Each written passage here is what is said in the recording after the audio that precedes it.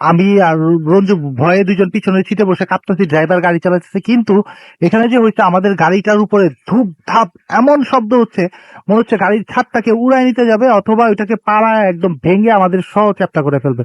আবার দেখা যাচ্ছে যে গাড়ি পিছন দিক থেকে কেউ টানতেছে। চলন্ত একটা গাড়ি নর্মালি 40 কিলোর উপরে চলতেছে, এটা বোঝা যাচ্ছে যে গাড়িটা হঠাৎ করে থেমে যায়। মানে একটা টান, পিছনে একটা কোনো কিছুর শক্তি একটা পিছনে টানে, তারপর গাড়িটাকে হঠাৎ করে ছেড়ে দিলে গাড়িটা খুব ফোর্সে চলে যায়। তো যাই হোক, এরকম পুরো মাওয়া ঘাট পর্যন্ত হয়েছে। মাওয়া ঘাটে আসার পরে অনেক আমরা যখন ফেরিতে উঠে গেছি, এবং ওই মাওয়া ঘাটের দুই পাশে যে দোকানগুলো থাকে সেখানে এসে আমাদের গাড়িটা পুরো ড্রাইভার দাঁড়ায় গেছেন, আমরা দাঁড়ায় গেছি এবং দোয়াদুরত পড়ছি। তো মাওয়া ঘাট পর্যন্ত এই ঘটনাগুলো আমাদের সাথে ঘটছে, যেগুলো আসলে অনেক রহস্যজনক এবং সত্যি একটা মানে এর কোনো ব্যাখ্যা আমি পাই নাই এবং পাবো বলে মনে হয় না কোনোদিন। পরবর্তীতে আমরা ওই জায়গাটা দিয়ে আমি ওই জায়গায় গিয়েছি, আমি রঞ্জু গিয়েছি, কিন্তু ওরকম কোনো পুকুরই আমরা ওইখানে খুঁজে পাই নাই। ওই জায়গায় ওরকম কোনো বিলের মধ্যে আমরা কোনো পুকুর দেখতে পাই নাই, এবং আমরা যে জায়গায় নামছিলাম আমার মনে আছে, আমি এখনো দেখলাম, আপনারা যদি কেউ জান আমি দেখাতে পারবো, এই জায়গা থেকে তাকালে পুকুরটা দেখা গেছে, আমরা ওইখানে গেছি। এটাই ছিল আসলে একটি ঘটে যাওয়া ঘটনা। ধন্যবাদ। অনেক ধন্যবাদ আপনাকে আপনার ঘটনার জন্য। ঘড়িতে সময় রাত 12টা বেজে 49 মিনিট। আমি রাসেল আপির সাথে রয়েছেন আমাদের আজকের অতিথিরা। একটার পর একটা ঘটনা শুনছি আমরা, এবং আমি দেখতে পাচ্ছি আমাদেরকে এই মুহূর্তে এসএমএস করেছেন সুস্মিতা বণিক, লিখেছেন রাসেল ভাই, Bhoot FM is the best show. Chittagong থেকে এসএমএসটি পাঠিয়েছেন তন্নি আনিশা, আমাদের এসএমএস করেছেন, এবং তিনি বলছেন যে ফার্স্ট যে স্টোরিটা দ্যাট ওয়াজ ইন্টারেস্টিং। আমাদেরকে আরিফ এসএমএস করেছেন গৌরীপুর থেকে। এছাড়া আমাদের এসএমএস করেছেন দেখতে পাচ্ছি আমাদেরকে মিলন কামারপাড়া থেকে, এবং আমাদেরকে এসএমএস করেছেন দেখতে পাচ্ছি এমডি রিয়াজ খান নারায়ণগঞ্জ থেকে এসএমএসটি পাঠিয়েছেন।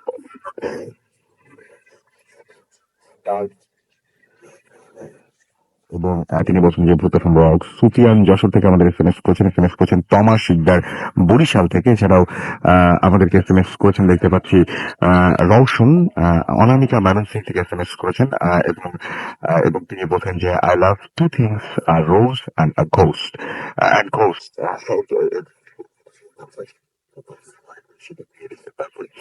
আমাদেরকে এসএমএস করেছেন দেখতে পাচ্ছি জাস্টিন, আজকের ভূত এফএম শুনতে তার বেশ ভালো লাগছে, এবং তিনি থ্যাংকস জানাচ্ছেন, ইউ আর মোস্ট ওয়েলকাম, আপনারা আছেন বলে ভূত এফএম চলে। আমাদেরকে নাসির সোমা চট্টগ্রাম থেকে এসএমএস করেছেন, এবং তিনি বলছেন আজকের তারা আশা করছেন যে আজকের ভূত এফএম অনেক ভালো হবে। সালাউদ্দিন আমাদের এসএমএস করেছেন এসএসসি পরীক্ষা দোয়া করতে বলেছেন। আমি সমস্ত এসএসসি পরীক্ষার্থী যারা রয়েছেন তাদের যেন দোয়া রাখি, আপনাদের পরীক্ষা অনেক ভালো হোক সেটাই আশা করবো। রবিবার থেকে আপনারা পরীক্ষায় বসছেন, আশা করবো যে আপনাদের পরীক্ষাটা অনেক ভালো হয়। শাওন আমাদের এসএমএস করেছেন এবং লিখেছেন আজকের স্টোরিগুলো অসম রাসেল ভাই। আমাদেরকে মেহরা এসএমএস করেছেন, মেহরা 99 লিখেছেন আই লাভ ভূত এফএম এন্ড আই লাভ, তিনি এই ভূত এফএম সবকিছু পছন্দ করেন সেটা লিখেছেন। পুষ্পিতা আমাদের এসএমএস করেছেন, তিনি লিখেছেন যে অনেকদিন পর এসএমএস করলেন তিনি, যেহেতু পড়া হয় না, বাট কখনো তিনি ভূত এফএম মিস করেন না। আজকে তার মন খারাপ, তাই শুনতে আরো ভালো লাগছে। হীরা আমাদের এসএমএস, তার মানে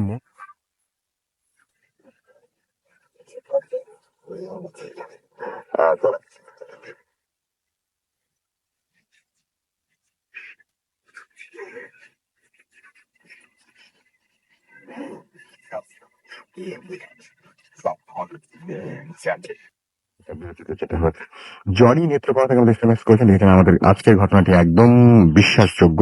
আমাদেরকে আদি এসএমএস করেছেন মিরপুর 12 থেকে, এবং তিনি লাশ কাটা ঘরে একটা স্টোরি শুনতেছেন। আপনি সম্ভবত একটা এরকম ঘটনা থাকতে পারে, আমি এখন শিওর না, মনে হয় শুনেছিলাম এরকম একটা কিছু।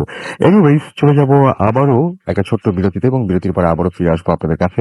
সেই পর্যন্ত আমাদের সঙ্গেই থাকুন। স্টে টিউন টু রেডিও ফুর্তি অ্যান্ড ডোন্ট।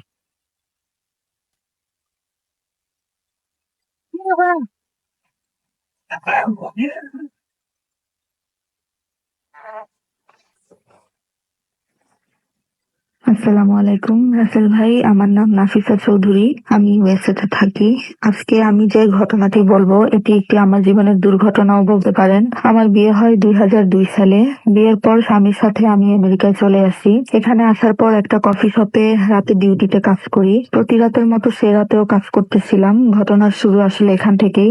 রাত 2টা কি 3টার দিকে আমি ওয়াশরুমে যাই। ওয়াশরুমে যাওয়ার কিছুক্ষণ পর ভেতরে লাইট অফ হয়ে যায়। এখানে কারেন্ট যাওয়ার তো কোনো প্রশ্নই আসে না। লাইট বন্ধ হয়ে যাবে কেন, এই ভেবে খুব ভয় পেতে থাকি। ভেতর থেকে চিৎকার করতেছিলাম, মনে হইতেছিল যে আমার কথা কেউই শুনতে পাচ্ছে না। বাইরে সামান্য কিছু আলো এসে দেয়ালে পড়ছিল, আমার ছায়াটা আমি দেয়ালে দেখতে পাচ্ছিলাম, কিন্তু লক্ষ্য করলাম যে আমার ছায়ার পিছনে আরেকটা ছায়া দাঁড়িয়ে আছে। তৎ করে মনে হলো যে এটা তো আমার ছায়া, কিন্তু আরেকটা ছায়া কার? এটা দেখা মাত্রই আমি জ্ঞান হারিয়ে ফেলি। যখন চোখ খুলে দেখি যে বাসার বিছানায় শুয়ে আছি, এবং পরে শুনতে পাই আমার বস আমার স্বামীকে ফোন করে ঘটনা বলে আমি ওয়াশরুমের সামনে জ্ঞান হারিয়ে পড়েছিলাম। এই ঘটনার 1 মাস পরে আমি আল্লাহর রহমতে সন্তান সম্ভবা হই। একদিন দিনের বেলায় সোফায় শুয়ে আছি, লক্ষ্য করলাম যে আমাদের কিচেন থেকে একটা 3-4 বছরের বাচ্চা মেয়ে ডাইনিং রুমের দিকে এসে মিলিয়ে গেল। আমি উঠে কিচেন এবং ডাইনিং রুম চেক করি, কিন্তু কিছুই দেখতে পেলাম না। ফিরে ড্রয়িং রুমের কাছে আসতে দেখি ওই বাচ্চা মেয়েটা আমার জায়গায় বসে আছে এবং ইশারা করে আমার দিকে কিছু একটা দেখাচ্ছে। আমি আসলে ভয়ে চিৎকার দিলে আমার স্বামী উপর থেকে এসে আমাকে নর্মাল করে। এভাবেই দিনের পর দিন অ্যাবনর্মাল কিছু ঘটনা আমার সাথে ঘটতে থাকে। সবচেয়ে অ্যাবনর্মাল যে বিষয়টা আমার সাথে হয় সেটা হলো, ডক্টররা যখন আমার বেবির হার্টবিট চেক আউট করে তখন তারা 1বার 2বার 3বারের চেক আউটেও বেবির হার্টবিট খুঁজে পায় না। যতবারই ডাক্তারের কাছে গিয়েছি আসলে ততবারই এরকম হয়েছে। কয়েকবার চেক আউট করার পর তারা বেবির হার্টবিট খুঁজে পায়। এরকম নরমাল একটা ব্যাপার আসলে এখানকার ডক্টররাও কখনো ফেস করে নাই। এভাবে প্রায় আমি মাঝে মধ্যে একটা বাচ্চা মেয়ে আর একটা মহিলাকে আমার আশেপাশে অল্প সময়ের জন্য দেখতে পেতাম, এবং সবচেয়ে অবাক করা বিষয় হলো ওই মহিলাটা দেখতে অবিকল আমার মতো ছিল, কিন্তু হাত পা গুলা ছিল অনেক কুৎসিত ও ছোট ছোট। আর আরেক রাতে আমি একটা ভয়ঙ্কর একটা স্বপ্ন দেখি। দেখি যে একটা বাচ্চা মেয়ে আমার পেটের উপর বসে তার 2 হাতের নখ দিয়ে আঁচড়াচ্ছে। এরকম একটা ভয়ঙ্কর স্বপ্ন দেখার পরে আমার পরিবারের সাথে এই বিষয়গুলো নিয়ে আমি আলাপ করি। ওরা আমাকে বাংলাদেশের কুমিল্লার এক বড় হুজুরের কথা বলে।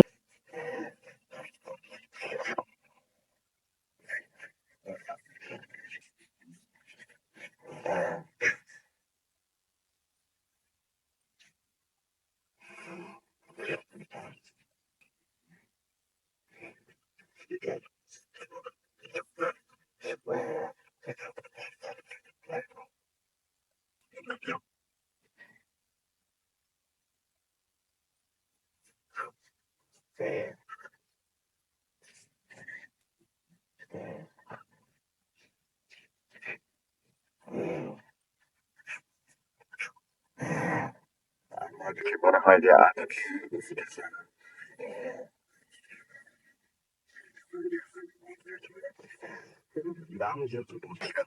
কোথা থেকে আসছেন সেটাও বুঝছি না। আমরা সরাসরি তাহলে আপনার ঘটনায় চলে যাই। আমি প্রথম থেকে শুরু করছি। ঘটনাটা প্রথম থেকে যেটা শুরু সেটা হচ্ছে আমার ওয়াইফ কেন্দ্রিক। ও যখন ছোট ছিল তখন আমার শাশুড়ি মা, উনি একদিন একটা শ্মশান ঘাটের দিক দিয়ে রাস্তা দিয়ে বাসায় আসছে। তো আসার পর আমার ওয়াইফ তখন ছোট ছিল, খুব কান্নাকাটি করছে। তো তখন ওই যে গ্রামাঞ্চলে একটা রীতি ছিল যে আগুন ছোঁয়ার পর বাচ্চাদেরকে সবসময় ধরতে হয়। তো আমার শাশুড়ি তাড়াহুড়ার ভিতরে সেটা ভুলে যায় এবং উনি আমার ওয়াইফকে কোলে নেয়। তো কোলে নেওয়ার কিছুক্ষণ পর আমার ওয়াইফ, ও তখন তো ছোট ছিল, তো ও চুপ হয়ে যায়। এরপর থেকে ও আস্তে আস্তে শরীরে কালার চেঞ্জ হতে থাকে, কখনো লাল কখনো নীল, এক এক সময় এক এক কালার হতে থাকে। তো এরপর ওর হঠাৎ অনেক কান্না শুরু হয়, কান্নার কোনোভাবে থামানো যাচ্ছে না। তো পরে রাতের বেলা এলাকার একজন হুজুর দিয়ে ওকে ঝাড়ফুঁক করানো হয়, তো কিছুক্ষণের জন্য শান্ত হয়। তো এই ঘটনাটা প্রায় চলতে থাকে। তো এক সময় ও বড় হয়, তো ওরা উত্তরবঙ্গে একটা জায়গায় থাকতো। তো সেখানেই ওর সমস্যাটা আরো বাড়ে। তো যখন ওই যে ছিল ওর সাথে, সে যখন ওকে আসর করতো, তো ও দেখা যেত নিজের চুল ছিঁড়ছে বা নিজেকে খামচাচ্ছে। তো অনেক ডাক্তার দেখানো হয়েছে, তো কোনো ডাক্তারই কোনো ক্লু খুঁজে পায় না যে আসলে ঘটনাটা কি। তো পরে ওইখানেরই একজন লোক যিনি এ ব্যাপারে অভিজ্ঞ, তাকে ডাকা হয়। তো আমার শ্বশুর ওনাকে ডাকে আনেন। তো তারপরে আমার ওয়াইফের উপরে ওই যে আসর করে তাকে হাজির করানো হয়। তো পরে যে জানা যায় যে তার নাম হচ্ছে সালমান কুরেশি, সে একজন পাকিস্তানি জিন। এবং সে আমার ওয়াইফকে আসর করার কারণ হচ্ছে যে আমার শাশুড়ি যখন আহ, শ্মশানের সামনে দিয়ে যাচ্ছিল, তখন ওই সালমান কুরেশি আমার শাশুড়িকে দেখে আমার পিস পিস যায়। তো পিস পিস যাওয়ার পর যখন ও আমার ওয়াইফকে দেখে, ওর কাছে ও ভালো লাগে আর ও আমার ওয়াইফের সাথেই থেকে যায়। তো এতদিন ধরেই বা এতটা বছর ও আমার ওয়াইফের সাথেই ছিল। তো পরে ওকে অনেকভাবে বোঝানো হয়, তো ও কোনোভাবে ছাড়তে রাজি হচ্ছে না। তো পরে এর ভিতরে ও আমার শ্বশুরকে অনেক মারধর করে আমার ওয়াইফ। তো যেহেতু ওর উপর ভয় করানো ছিল, তার সাথে আমার ছোট ছোট ভাই যেটা আমার ব্রাদার ইন ল, ওর হাত মুছে, ওর হাত ধরতে গিয়েছিল এই জন্য। তো ও অনেক ব্যথা পায়। তো এরপরে ওই সালমানের ইচ্ছা ছিল যে সে আমার ওয়াইফকে বিয়ে করবে। তো এটা তো কোনোভাবে মানা না। তো পরে আমার শাশুড়িকে বলে যে উনি যেন ওই সালমানকে বুঝায়। তো শাশুড়ি যখন আসছে, তো সালমান তখন অনেক কান্নাকাটি শুরু করে যে না আমি তো ছাড়তে পারবো না, আপনি আমার মায়ের মতো, আপনাকে মা রাখছি। তো আমার মা বললো, শাশুড়ি বললো যে তুমি যখন মা ডাকছো তখন ওকে বোনের মতো দেখো। ও বলে যে এটা আমার দ্বারা সম্ভব না। তো পরে আমার ওয়াইফের মতো যখন আস্তে আস্তে খারাপের দিকে যাচ্ছে, যেহেতু ভর করে আছে, শরীরের কন্ডিশন তখন খারাপের দিকে যাচ্ছে, পরে ও যেহেতু পছন্দ করে আমার ওয়াইফকে, এখানে ও তাড়াতাড়ি এখান থেকে চলে যায়। তোকে কোনোভাবে তাড়ানো যায়নি। তো এর ভিতরে একটা সমস্যা, যেটা আমার ওয়াইফ ওইখানে আরেকটি স্কুলে পড়তো। তো স্কুলের মাঠে ও একদিন দৌড়াচ্ছে, তো দৌড়ানোর পরে কোনো একটা কারণে ওইখানে ওর একটা সমস্যা বেশ হয়ে যায়, টাইপের কিছু। পরে ওকে বাসায় নিয়ে আসা হয়। এরপর থেকে ও উদ্ভট আচরণ শুরু করে। তো দেখা যায় যে ও হয়তো সকালবেলা বাসায় নাই, অন্য কোনো জায়গায় চলে গেছে, অনেক সময় খুঁজে পাওয়া যেত না। তো এ কারণে তো ওইখানকারই একজন লোক, তো ওই এলাকারই একজন হাফেজের খবর দেন যে সে অন্ধ। তো উনি ওনার একটা জিন আছে যাকে উনি ওস্তাদ মানেন, তো উনি কিছু একটা করতে পারবেন বলে আমার শ্বশুরকে জানায়। তো ওনার সাথে যোগাযোগ করা হয়। তো একদিন সকালে হঠাৎ আমার ওয়াইফ গায়েব হয়ে যায়, ওকে খুঁজে পাওয়া যাচ্ছে না। তো পরে ওই অন্ধপ্রদেশের সাথে যোগাযোগ করার পরে উনি ওনার ওস্তাদকে বলে যে এরকম এরকম মেয়েটাকে তো খুঁজে পাওয়া যাচ্ছে না, আপনি একটু দেখেন খুঁজে। তো পরে ওই ওস্তাদ উনি আমার ওয়াইফকে খুঁজে পায় যে ও অনেক দূরে একটা থানায়, মানে অনেক দূর চলে গেছে, প্রায় 20-30 কিলোমিটার পার হয়ে গেছে শুধু পায়ে হেঁটে, ওর পাটা কেটে রক্ত বের হয়ে গেছে। এখানে লোকেরা ওকে জিজ্ঞেস করছে কোথেকে এসছো মা বা এই জাতীয় কিছু, কিছু বলতে পারছে না। পরে ওকে পানি দিছে। পরে ওই উস্তাদি উনি পরে সবাইকে বলে যে এই জায়গায় আছে, পরে ওকে ওখান থেকে আনা হয়। এরপরে ওই অন্ধ হাফেজ যিনি, উনি আমার ওয়াইফের বাসায় আসে, বাসায় এসে থাকা শুরু করে, এই জিনিসটা বুঝতে হবে। তো পরে ওই যে উস্তাদ, তো ওনাকে আমার শাশুড়ি মা ভাই ডাকে। তো আমার ওয়াইফ ওনাকে একটা চিঠি দিছিল, অনেক সমস্যা ছিল জানার জন্য, তো ওনাকে মামা লিখছিল। তো এই কারণে উনি একটু খুশি হয়, যেহেতু সম্পর্কের ব্যাপারে ওনারা অনেকটা আগ্রহী। যেহেতু ভাই ডাকছে, মামা ডাকছে, তো উনি যখন রাতেবেলা হাফিজ সাহেবের কাছে আসতো, যেহেতু অন্ধ ছিল, তো আমরা মারা তখন একই সাথে থাকতো, উনি নিচে মারা উপরে থাকতো। তো বুঝতে পারতো যে কেউ একজন আসতে, সালাম সালাম দিছে, আওয়াজটা শুনতে পারতো। তো ওনাকে অনেক কিছু খাইতে বলছে, উনি কিছু খায় নাই, শুধু গাছে একটা কলা ছিল এটাই খেয়েছে। তো তারপরে ওনাকে জানানো হলো। তো পরে উনি যেটা বললো যে এর নাম হচ্ছে শ্রী সাম্বার, যে এখন আসর করছে। তো এর সমস্যা হচ্ছে কি, ও যখন স্কুলে যাচ্ছিল তখন ও স্কুলের একটা পাশে একটা বিশাল বাগান ছিল, এরা সবসময় এখানেই থাকে। তো ও চুলে পাড়া দিছে, ও ওইখানে বসে চুল শুকাচ্ছিল। তো পরে আমার ওয়াইফের পরে ওই শ্রী সাম্বারকে হাজির করা হয়। হাজির করানোর পর ও কোনোভাবেই ছাড়তে রাজি না, ওকে মেরে ফেলবে। তো এর ভিতরে অনেক সময় দেখা যেত যে আমার ওয়াইফ বাথরুমে আছে, তো ওরে জোর করে শ্যাম্পু খাওয়াই দিছে। শ্যাম্পু খাইয়ে দিছে, তো পরে ওকে হাসপাতালে নিয়ে ওয়াশ পর্যন্ত করানো লাগছে, এমন সময় গেছে। তারপর অনেক সময় দেখা যাচ্ছে একদিন এমন হয়েছে যে ধাক্কা দিয়ে ছাদ থেকে ফেলে দিছে। পরে ও মানে সাইডে একটা ঝরে কোনো রকম ঝুলেছিল। তো যাই হোক, পরে ওই উস্তাদ যিনি, ওনাকে তখন আমার এক মামা ডাকতো। তো পরে ওই মামা অনেক কষ্টে তো ওকে খুঁজে পাইছে। তো খুঁজে পাওয়ার পর ওই সেই সাম্বারকে অনেকভাবে বোঝানোর চেষ্টা করছে, বা সেই সাম্বার কোনোভাবেই বুঝতে রাজি না। পরে উনি অনেক কষ্টে ওকে সাগর নিচে শিকল দিয়ে বেঁধে রাখছে, যাতে যতদিন পর্যন্ত ও তবা করবে না ততদিন পর্যন্ত ওকে ছাড়া হবে না। তো এর ভিতরে একটা সমস্যা হয়েছে, সেটা হচ্ছে ওই সালমানের তো আসল ছিল, ও বিয়ে করতে চাইতো। তো এর ভিতরে মানে ওইখানকারই কয়েকটা ছেলে খুব বাজে কমেন্টস করছিল আমার ওয়াইফকে, মানে বাজে কথা বলছিল। তো এই কারণে সালমানের খুব এটা মাইন্ডে লাগছে, তো ও পছন্দ করে। তো একদিন ওরা দুইটা ফ্রেন্ডই ওদের বাসার ছাদের উপর ছিল। তো হঠাৎ ওরা পড়ে মারা যায়, ছাদ থেকে পড়ে মারা যায়। তো মানুষের ভিতরে অনেক বলা বলি যে কিভাবে হইলো, কে বলে আত্মহত্যা, কে বলে অ্যাক্সিডেন্ট, কিভাবে দুইটা ছেলে একসাথে পড়ে। তো পরে এই সালমানই আমার ওয়াইফের কাছে এসে বলে যে কি, যে এই দুটো ছেলেকে তো আমি ধাক্কা দিয়ে ফেলে মেরে ফেলছি। তো বলে যে আমার ওয়াইফ বলতেছে আপনি এটা কেন করছেন। পরে যে ও তোমার সাথে খারাপ ব্যবহার করছে, তোমার উল্টা পাল্টা বলছে, এটা আমার সহ্য হয়নি। তারপর আমার ওয়াইফ সালমান ভাইকে অনেক তুচ্ছ করে বলে যে আপনার এগুলো দরকার নেই, আপনি আমার কাছে কেন আসেন, আপনি চলে যান। তো যাই হোক, সালমান অনেক কষ্ট পায়। এরপরে একটু গ্যাপ পড়ে, কিন্তু উনি ওকে ছাড়তে কোনোভাবে রাজি না। তো উনি সবসময় ওদের বাসার কাছে যে একটা গাছ থাকতো বড়, ওই গাছটার ভিতরে সালমান ভাই থাকতো, উনি ওইখানে থাকতো। তো পরে ওই উত্তরবঙ্গে থেকে আমার এই শ্বশুর উনি ট্রান্সফারে আমাদের এদিকে চলে আসেন, আমার যেখানে বাসা। তো এখানে আসার পরে টুকটাক ভালোই চলছিল। তো বাসায় অনেক কিছু ছিল, তো তাদের কোনো কিছু জানা ছিল না। যাই হোক, ওই ডিসেম্বরের কাহিনী তো শেষ, উনি ওখানে আটকে আছে। তো পরে ওই উস্তাদ মানে মামার সাথে অনেক দিনের মানে যোগাযোগে গ্যাপ পড়ে গেছে, তারপরে অন্ধকারের সাথে যোগাযোগ হয় না। তো এর ভিতরে এই সালমানের কিছুটা সমস্যা হতো, প্রায় সময় আসর করতো। তো ওনারা কি করে, একটা কবিরাজের কাছে যায়, এলাকার খবর নিয়ে একটা কবিরাজের কাছে যায়। তো ওই কবিরাজ করে কি, আমার ওয়াইফকে দেখে ওর ভালো লাগে। তো ও আবার উল্টা বলে কি যে আমি ওরে বিয়ে করবো। তো কবিরাজ উল্টা, ও আবার যারা কবিরাজ সাধারণত অনেকে জাদু টানা জানে, ব্ল্যাক ম্যাজিক জাতীয়। তো ও আবার উল্টা আরো আমার পিছিয়ে, আমার ওয়াইফের পিছিয়ে আমার জিন লাগাই দিছে। তো দেখা যেত যে ওই ঘর থেকে যে বললাম মাছ গায়েব হয়ে যেত, দুধ গায়েব হয়ে যেত, ঠিক আছে। তো তারপর অনেক সময় দেখা যেত আমার ওয়াইফের রাতের বেলা মানে শরীরে বুঝে নেই, মানে উল্টা পাল্টা চেষ্টা করতো আর কি রাতে ঘুমের ওর সাথে। তো পরে ওই মামা তো এর ভিতরে আবার আমার সাথে রিলেশন ছিল তখন আমার ওয়াইফের। তো এরপরে আমাদের বিয়ে হয়। তো বিয়ে হওয়ার পর যেটা হয় যে কবিরাজের দিক দিয়ে খেপে যায়, এদিক দিয়ে ওই সালমান ভাই যেদিন উনিও খেপে যায়, কারণ উনিও বিয়ে করতে চাইতো। এদিক দিয়ে কবিরাজের বিয়ে করতে যায়, এও খেপে যায়, এও বিয়ে করতে চাইতো। মাঝখান দিয়ে আমি আর ও টানাপোড়েনের ভিতর পড়ে গেছি, কিন্তু কোনো কিছু বুঝে উঠতে পারছিলাম না কি হচ্ছে। এদিক দিয়ে একদম ব্ল্যাক ম্যাজিক করে জিন লাগা দিয়েছে, আরেকজন রেডিমেড জিন আছেই ছোট থেকে। তো মাঝখান দিয়ে আমি পড়ে গেছি ফ্যাসাদে যে মাইরে ফেলবে আমাকে, ছাড়বে না। তো আমার বিয়ের দ্বিতীয় দিনই তো আমি বাইরে গেছিলাম, বাইরে থেকে এসে দেখে যে কি আমার ওয়াইফ অলরেডি পরিচয় অবস্থায়, উনি চুল টুল ছিটতেছে, শুয়েলে খামচাচ্ছে। তো আমার শাশুড়ি আল্লাহর মতো অনেক কিছুই জানতো, তুমি দোয়া দূর পরে তেল পড়া দিছে। তো আস্তে ঠান্ডা হয়েছে, বাট ও কান্না করতেছে, আমার কাছেই আসে না, আমার কাছ থেকে দূরে চলে যেতেছে। তো আমি তো কিছু বুঝতেছি না আসলে কি হইতেছে, কারণ আগে এই ধরনের কোনো এক্সপিরিয়েন্সই ছিল না। তো এরকম ওই বাসাটা ঘন ঘন এমন হতো। এর উপরে তো কবিরাজের অত্যাচার আছেই, কবিরাজে ব্ল্যাক ম্যাজিক করে রাখছে। তো তখন আমাদের এই সমস্যার কারণে আমার শ্বশুর বাধ্য হয়ে এর ভিতরে একটা সমস্যা যেটা ছিল যে ওই সালমান আমার ওয়াইফ যে বাসাটা থাকতো ওইখানে আমার এলাকায়, তো ওই রুমটাতে প্রায় 20-22 বছর আগে একটা আত্মহত্যা হয়েছিল। তো ওই সালমান আমার ওয়াইফকে বলছিল। তো আমার ওয়াইফ একদিন আমাকে বলছিল, তো যখন এই যে আমাদের বিয়ের পরে সমস্যাগুলো বাড়ছে, তো আমি আমাকে শ্বশুরকে বললাম যে বাবা এরকম এরকম তো সমস্যা, এখানে নাকি একটা আত্মহত্যা আগেই আছে, ওই সালমান বলছে, আর এর উপর তো ওর উপর সালমানের আশ্রয় আছে। তো আমরা এই রুমটা না থেকে রুমটা চেঞ্জ করি। তো আমরা ওর রুম থেকে গেলাম গেস্ট রুমে। বাসাটা বিশাল বড় ছিল। তো গেস্ট রুমে গেছি। তো এর ভিতরে সালমান ভাই তখন প্রবলেম ভালোই চলতেছে। তো আমরা এক মাওলানাকে ডাকি। তো মাওলানা উনি আসে, উনি অনেক তদবির দেয়, তাবিজ দেয়, পানি পড়া দেয়। তো আল্লাহর রহমতে এর রসুলে অনেকটা কাইটা যায়, সালমান ভাই সরে যায়। কিন্তু উনি তখন আমাদের বাসা বন্ধ করার কিছু তাবিজ দেয় যে আপনি বারবার সালমান ভাই বলছেন এবং আপনি বলছিলেন যে উনি বেশ বয়সে বড়, এই জন্য আপনি, নাহলে পরে আপনার সমস্যা হতে পারে, এরকম একটা কথা বলছিলেন আপনি। ভাই বলার কারণ হচ্ছে যেহেতু উনি অদৃশ্যমান। এখন আমি যদি তুচ্ছ রাইট। তাচ্ছিল্য করে বা ব্যঙ্গ করে বলি, সমস্যা হতে পারে আমারই। ওকে। আচ্ছা, ঠিক আছে, আমরা তারপরে ঘটনায় যাই আবার। জি। তো পরে ওই মাওলানা সাহেব যখন কিছু তদবির দেয়, মানে বাড়ি বন্ধ করার জন্য বোতল দেয়, যেগুলো আমার বাসার চার কোনায় গাড়ি। তো ওনাদের ওই কোম্পানির তো বাসার নাম তো বলতে পারতেছি না, কোম্পানির নামও বলতে পারতেছি না। কোনো কিছু বলার দরকার নেই, আপনি জাস্ট ঘটনা বলে যান। তো ওই ড্রাইভার যিনি, তো উনি এই 4টা বোতল 4 কোণায় গাড়ে। কিন্তু আমাদের শরীয়ত অনুযায়ী যেটা নিয়ম যে সবসময় আজান দিয়ে বোতল গাড়তে হয়, না হলে কোনো কিছুই যায় না।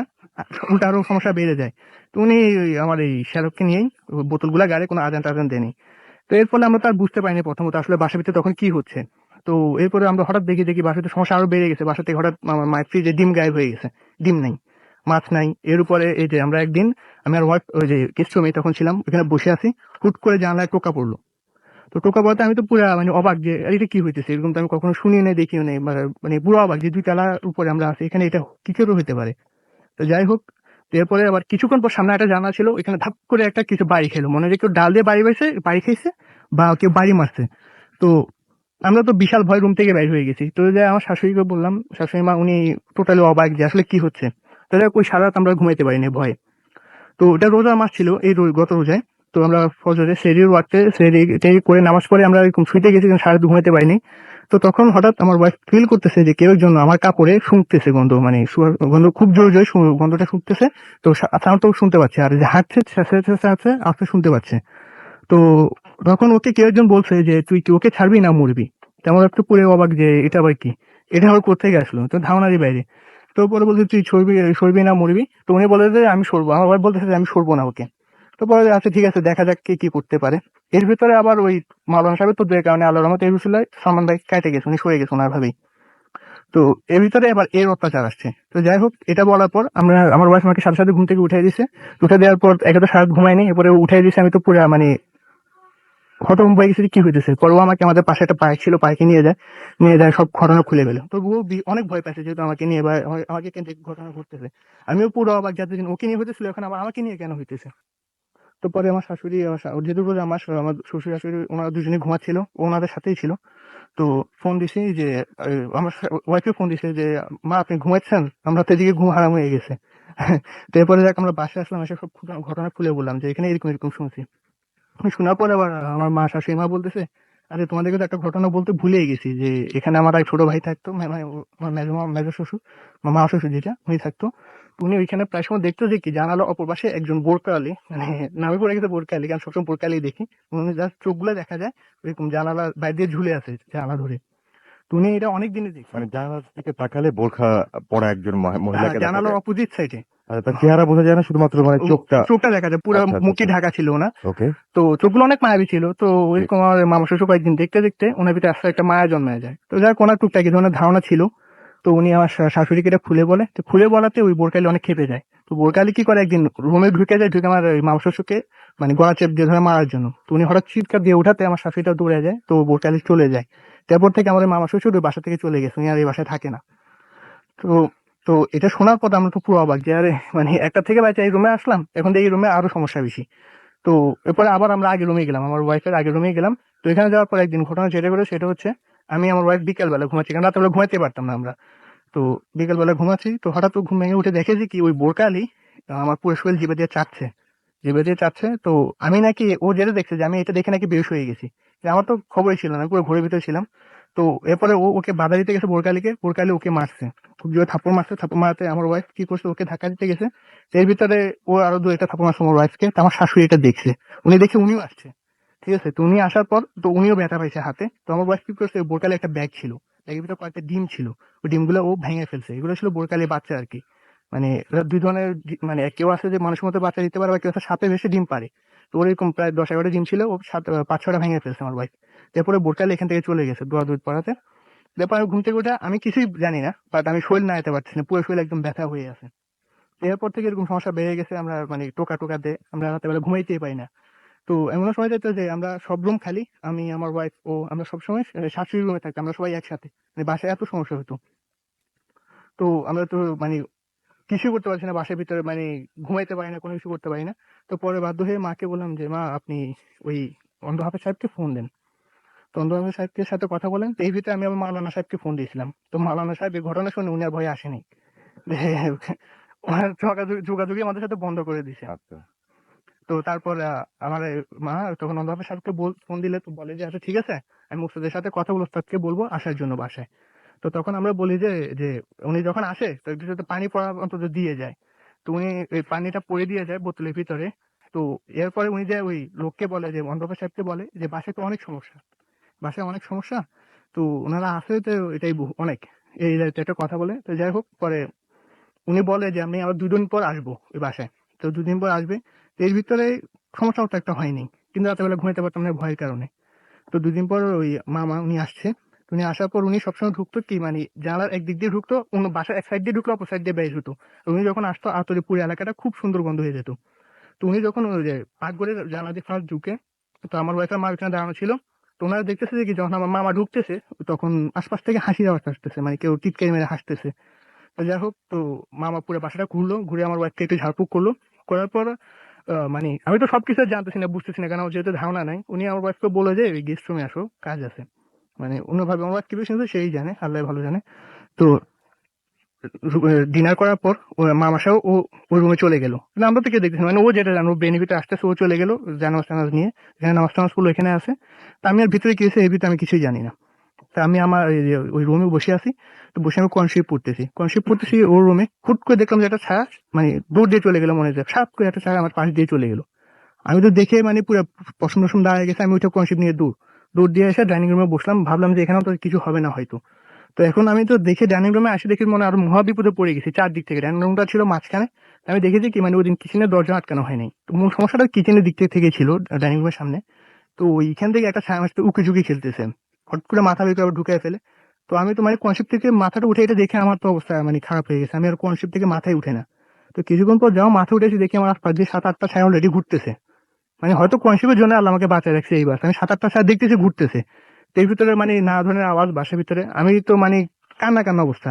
তো এর ভিতরে আমি কনসেপ্টই ছাড়তেছি না, তো একটু পর পর যাই কনসেপ্টটা নিয়ে আমার ওয়াইফকে ডাক দিই, ভিতরে আমি কোনো সাউন্ড পাই না। তারপর আমি আবার এসে কনসেপ্ট করতেছি, দেখি যে বাড়ি থেকে কে যেন টর্চ মারে, কিন্তু এলাকাটা ছিল খুবই নিরিবিলি, টর্চ মারার কোনো প্রশ্নই আসে না। যাক টর্চ মারছে, তো আমি তো ভয়ে পড়ে থেকে বাদ দিয়ে আমার শাশুড়িকে ফোন দিই, শাশুড়ি মাকে ফোন দিই। তখন রাত 2:30 বাজে, একটু একটু পরে কিন্তু সেই টাইম। পরে উনি বাধ্য হয়ে উঠে আসার পর আমি বলি যে মা এরকম এরকম সমস্যা হইতেছে। উনি দেখছে অলরেডি আমি কনসেপ্ট বুকে ধরে রাখছি, কনসেপ্ট ছাড়ছি না। তুমি যাওয়ার পরে আমার ওয়াইফকে ডাক দিলে, পরে আমার ওয়াইফ ফার্স্টে দরজা খোলে। খোলার পর বের হওয়ার পর বলে যে তখন কি করছো, ও তখন কিছুই বলে না। তো যা হোক, পরে আমি জিজ্ঞেস করি যে কি বলছে, মামা ছিল সাথে? ও বলছে হ্যাঁ কি বলছে। পরে বলছে যে অনেক কিছু বলছে, একটা দোয়া ওকে মামা লেখাই দিয়ে গেছে। তারপরে ওই যে কবিরাজ যে কুফরি করছিল, কবিরাজ যে বানটা উনি নিজে কাটাইছে বিভিন্ন দোয়ার মাধ্যমে। তো তারপরে একটা দোয়া দিয়ে গেছে মামা, যে এই দোয়াটা যদি আমরা পড়ি তাহলে আমরা আপাতত শয়তান থেকে গায়েব থাকবো, সেটা আমাদেরকে দেখবে না। তো যাই হোক, তো আরো অনেক কথা ছিল, সেটা তো ওই মুহূর্তে বলেনি আমাকে। যেহেতু সেই অর্থ, তো আমি বললাম যে যেহেতু দোয়া দিছে আসলে এটা পরীক্ষা করে দেখি। আর তখন আমি এত মানে এমন ফরেজগার টাইপের ছিলাম না, একদম সাধারণ ছিলাম, মানে এত কিছু জানতামই না আমি, না ইসলামের না অন্য কোনো কিছু। তো আমাদের যে বাসাটা গেস্ট রুমের সাথে একটা বারান্দা ছিল, বারান্দাটা খোলা ছিল, আর সাথেই গ্যারেজের চাল। তো আমরা তো যেহেতু রুমে, এই রুমটা সবচেয়ে বেশি সমস্যা, তো আমরা কি করছি, দোয়াটা পড়ছি একসাথে, পড়ে বুকে ফু দিয়ে আমরা যাই চালের উপরে উঠছি, ওই ওয়াল থেকে মানে বারান্দা থেকে আর কি। তো ওখানে যে আমরা বসছি, 2 থেকে 3 মিনিট লাগবে, ফট করে দেখো আমাদের ছায়া ফাঁস করে ঢুকলো গেস্ট রুমটার ভিতরে, ঢুকে চারদিকে শুধু ঘুরপাক খাচ্ছে ছায়াটা। তো আমরা তো দেখে মানে পুরো অবাক হয়ে গেছি, মানে হতভম্ব, যেটি কি হইতেছে, এরকম ছায়া ঘুরপাক খাইতেছে। পরে ও এই মাথা ওই মাথা করলো, করে ওইটা আবার বাইরে হয়ে গেল, মানে এমন একটা ভাব যে আমাদেরকে দেখলোই না, ছায়াটা তার মানে ছায়াটা আপনাদের দেখতে দেখতে পাচ্ছেন। পাচ্ছিল না। তো আমরা তখন বুঝতে পারলাম যে না, আসলে দোয়াটা একটা গুণাগুণ আছে, নাহলে ফাও মামা দেখায় নেই এটা। তো যাই হোক, আমরা পরে আমাদের রুমে গেলাম, সেই খেলাম, তো ঘুমাই নেই। তো সকালে নামাজ পড়ার পর শাশুড়ি সহ, আমার শাশুড়ি মা সহ, আমার ওয়াইফ সহ আমরা বসলাম, মানে কথা বলার জন্য যে মামা কি বলে গেছে গতকাল রাতে। তো পরে আমার মা তো আপনাকে আগে বলছে যে যেহেতু একটা বড় জিনকে, উনি ওই জিনটা বয়স ছিল বা সিসাম, বা ওনার যে বয়স ছিল প্রায় 16-17 বছর, ওনাকে পানির নিচে আটকে ছিল, সাগরের নিচে। তো ওনার ক্ষমতা টুকটাক অনেকই ক্ষমতা বলতে গেলে। তো উনি এ বাসায় ঢুকার পর যখন চারদিক দেখছে, তো উনি নাকি আমার ওয়াইফকে বলছে যে আমি তো খুবই সাধারণ, আমার দ্বারা কিছুই করা সম্ভব না, এরা যারা আছে এই বাসায় এদের ক্ষমতা এত বিশাল, যা আল্লাহ ছাড়া কেউ বলতে পারবে না। তো আমি, আমার মা, শাশুড়ি মা, আমার ওয়াইফের মুখ থেকে এটা শুনে আমরা পুরো অবাক, যে হ্যাঁ হ্যাঁ, এখন কি হবে আমাদের, মানে এখন যে একটা ভরসা ছিল, উনি বলতে তোমার দ্বারা সম্ভব না, উনি সাধারণ হয়ে গেছে অসাধারণ থেকে। এবং এবং তারপরে মানে আরো অনেক ঘটনা আছে এই বাসা হ্যাঁ। কেন্দ্রিক, সেই ঘটনা আমরা শুনবো। আচ্ছা আচ্ছা, আমরা আমরা আরো কিছু দূর যাই, তারপরে আমরা একটা ছোট্ট ব্রেক নিতে হবে আমাদের, শুনে ফেলে তারপরে কি তো হয়েছে। তারপর আমার মামা, আমার ওয়াইফকে জিজ্ঞেস করলাম যে মামা কি বলছে। তো পরে বললো যে আসলে এই বাসার এদের ক্ষমতা এত হওয়ার কারণ হচ্ছে যে এই বাসায় একটা আত্মহত্যা আছে। আমি বললাম আত্মহত্যা মানে? কয়, হ্যাঁ এখানে একটা আত্মহত্যা আছে, প্রায় 20-22 বছর আগে একটা মেয়ে, উঠতি বয়সী মেয়ে, 15-16 বছর, ওইখানে আত্মহত্যা করেছে, ও অন্তঃসত্ত্বা ছিল। তো বললাম আত্মহত্যা কেন করলো? পরে বলে যে ও একটা বাসা, সবই মামাই আমার ওয়াইফকে বলে গেছে রাতে, যে ও অন্য একটা বাসায় কাজ করতো, এখানে একটা ছেলের সাথে সম্পর্ক ছিল, যার কারণে ও এসেছে। তো ছেলেটার পরে ওকে মানে রিফিউজ করছে, আর কি। রিফিউজ করার কারণে ও ওই জায়গাটাতে আত্মহত্যা করে। তো আত্মহত্যা করার পর আমরা যেটা জানি শরীর অনুযায়ী যে রুহুটা এখানে আটকে যায়। তো ওই মামা যেটা বললো যে পরে ও ওই রুহুটা শয়তানের জন্য উৎসর্গ করছে, শয়তান পূজা করে রুহুটা উৎসর্গ করছে, যেহেতু রুহু কিছু করতে পারে না, ও তখন শয়তান ডেকে আনছে, এখানে শয়তান আঁকড়া বানায়, শয়তানদেরকে দিয়ে মানুষকে ডিস্টার্ব করায়।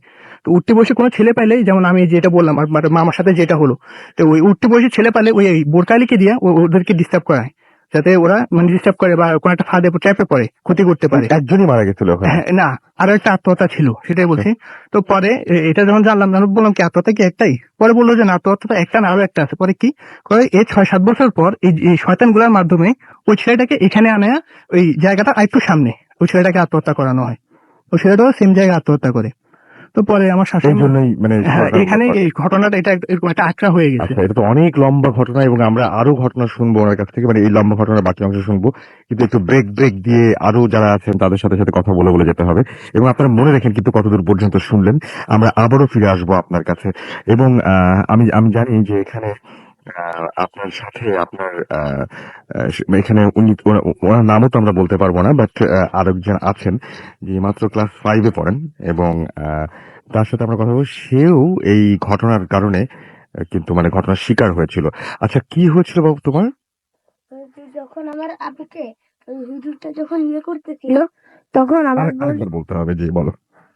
আমার আপুকে যখন ওই হুজুরটা দোয়া পরে বস করতে চাইতেছিল ওই জিনিসটাকে, তখন আমার আপু যখন চলে যেতে লাগতেছিল দৌড়ে, তখন আমি আপুর যে হাত ধরেছিলাম, আমার হাতটা মুচকে একদম মানে পরে হসপিটালে নিয়ে পরে ইয়ে করা লাগছিল। ফ্র্যাকচার হয়ে গেছে।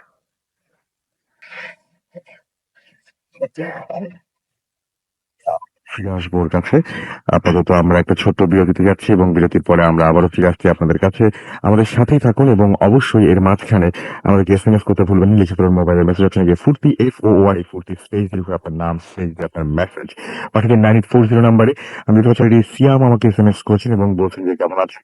আমি সবসময় ভালো থাকি, সবসময় ভালো বলে আমাদেরকে SMS করেছেন। এবং তিনি তিনি একটা SMS বুঝি নাই কি বলতে চাচ্ছেন তিনি আমাদেরকে। এছাড়া SMS করেছেন সাইদ আহমেদ নোমান ময়মনসিং থেকে, আমাদেরকে ইমরোজ SMS করেছেন জনি চট্টগ্রাম থেকে, আসাদুল আমাদের SMS করেছেন আমাদেরকে ইমন, এবং ফারিন, এছাড়া আমাদেরকে ডেভিড এসএমএস করেছেন আমাদেরকে তন্দ্রা, এছাড়া আমাদেরকে বিথি এসএমএস করেছেন, ডেভিড আমাদের এসএমএস করেছেন এবং আমাদেরকে এসএমএস করেছেন দেখতে পাচ্ছি আমাদেরকে এসএমএস করেছেন দেখতে পাচ্ছি ধ্রুব, এছাড়াও ইমন। আচ্ছা, এই এসএমএস গুলো অবশ্যই আমি পড়ছি। হিয়া আমাদের এসএমএস করেছেন।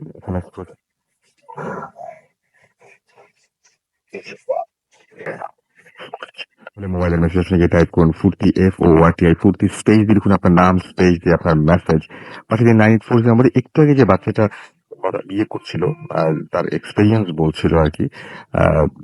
তুমি তো হাফেজিও পড়ছো তাই না? হাফেজিও পড়ছো, ওকে। তো আমরা আবারও ফিরে আসবো এবং যে ঘটনাটা, এই ঘটনা যতদূর পর্যন্ত হলো আপনার একটু প্লিজ কাইন্ডলি মনে রাখবেন, আমরা মাঝখানে অন্য ঘটনায় গেলে জানাবো।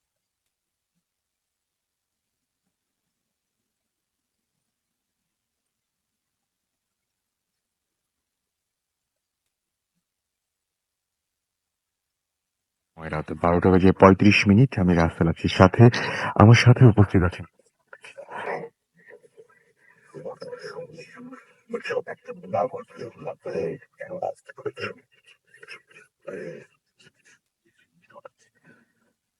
এবং আমাদের দ্বিতীয় অতিথির কাছে।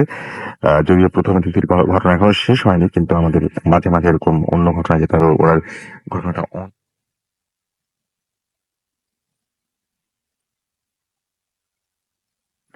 প্লিজ আপনার নামটা বলবেন, কোথা থেকে এসছেন আপনি? হ্যালো লিসেনার, আমি সাকওয়াত হোসেন বাবুন, এসেছি পুরন ঢাকা রাস্তিন গেট থেকে।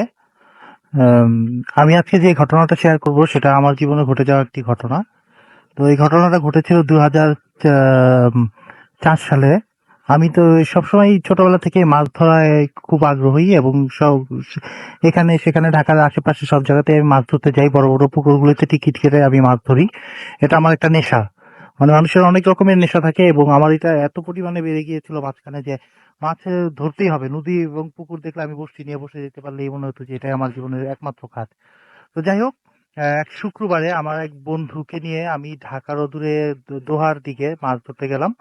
তো আমরা আগে থেকেই সব মাছ, যারা টিকিট কেটে মাছ ধরি তারা আগে থেকেই জায়গাগুলোকে ঠিক করে রাখি যে কোন জায়গাতে মাছ ধরতে যাব, এবং অনেক ধরনের আয়োজন থাকে। সেটার সাথে মাছের জন্য খাবার তৈরি করা, বড়শিটা রেডি করা, তারপর নিজেদের জন্য খাবার নিয়ে যাওয়া, আরো টুকটাক কিছু জিনিসপত্র আমাদের সাথে থাকে গাড়িতে।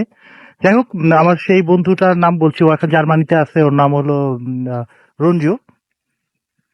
তো মাঝে মাঝে ওর সাথে আমার কথা হয়। যাই হোক, সেই ঘটনাতে আমি চলে যাচ্ছি যে আমরা ঢাকা থেকে খুব সকালবেলা রওনা দিলাম, খুব সম্ভব 5:45-র দিকে। ফজরের নামাজের পরে না হালকা পাতলা নাস্তা করে রঞ্জু আমার বাসায় আসলো, আমরা দুজন গাড়িতে করে রওনা দিলাম। তো আমরা পোস্তগোলা হয়ে চলে যাচ্ছি সেই মাও ঘাটের দিকে। তো মাওয়া ঘাট ক্রস করে আমরা যখন ওই পারে গিয়েছি তখন বেশ বেলা হয়ে গেছে, গাড়ি ঘোড়া চলা শুরু করেছে। আমরা যখন ওই জায়গাতে আমাদের নির্ধারিত স্থানে পৌঁছালাম তখন যে দেখি যে ওই জায়গায় কোনো লোকজনই নেই, এবং খবর নিয়ে জানলাম যে এখানে যে মাছ ধরার ব্যবস্থা ছিল সেটা ক্যান্সেল করা হয়েছে। তো আমরা খুবই বিমর্ষ হয়ে গেছে। আমি রঞ্জুকে বলতেছি যে তোকে নিয়ে আসছি দেখেই আজকে এই ঘটনাটা ঘটলো, না হলে এরকম কোনো ঘটনা ঘটে না। আমি রঞ্জুর উপরে না, আসলে টোটাল ব্যাপারটার উপরেই বিরক্ত হয়ে গেছিলাম, আর রঞ্জুর উপরে সামান্যই ওকে খেপানোর জন্য এটা বলছিলাম। তো আশেপাশে খোঁজ খবর নিয়ে যখন আমরা ওইখানে থেকে আরেকটু এদিকে চলে এসে, একটু কাছাকাছি চলে এসে একটা চায়ের স্টলের সামনে দাঁড়িয়ে চিন্তা করছিলাম কি করা যায় আজকে। কারণ তখন প্রায় 10:30 এরকম বাজে বা 11:30। সারাটা দিন পরে আছে, সারাটা দিন মাছ ধরার, যেহেতু আমার এটা নেশা, মাছ ধরাটা হলো না, এটার জন্য আমার মনটা প্রচন্ড রকমের খারাপ ছিল। রঞ্জু বলল যে আসলেই মনে হয় আমি একটা কুফা, আমাকে নিয়ে আসাই তোর এইটা হইলো না। তো আমি বললাম যে না রে, ও যখন দেখলাম যে ও বেশি মন খারাপ করে বলছে, আমি বললাম যে না, চল একটু চাটা খাই, তা মন ফ্রেশ হয়ে যাবে, তারপর চিন্তা করা যাবে অন্য কি করা যায়। তো আমরা সাথে চায়ের স্টল ছিল, ওইখানে গিয়ে চা খাবো। রোজু বলে না চা খাবো না, ও একটু একটু ডিস্টার্বই ছিল। তারপরে চায়ের অর্ডার দিলাম, একটা লোক বসে বসে চা বানাচ্ছিল, চায়ের স্টলে চা অর্ডার দিলাম। সে আমাদেরকে একটা সিলভারের প্লেটের মধ্যে 2টা কাপ দিল, সাদা একটা সিলভারের মধ্যে 2 কাপ চা দিল। আমরা একটা বেঞ্চের উপরে রাখছে, আমরা একটা চা খাচ্ছিলাম।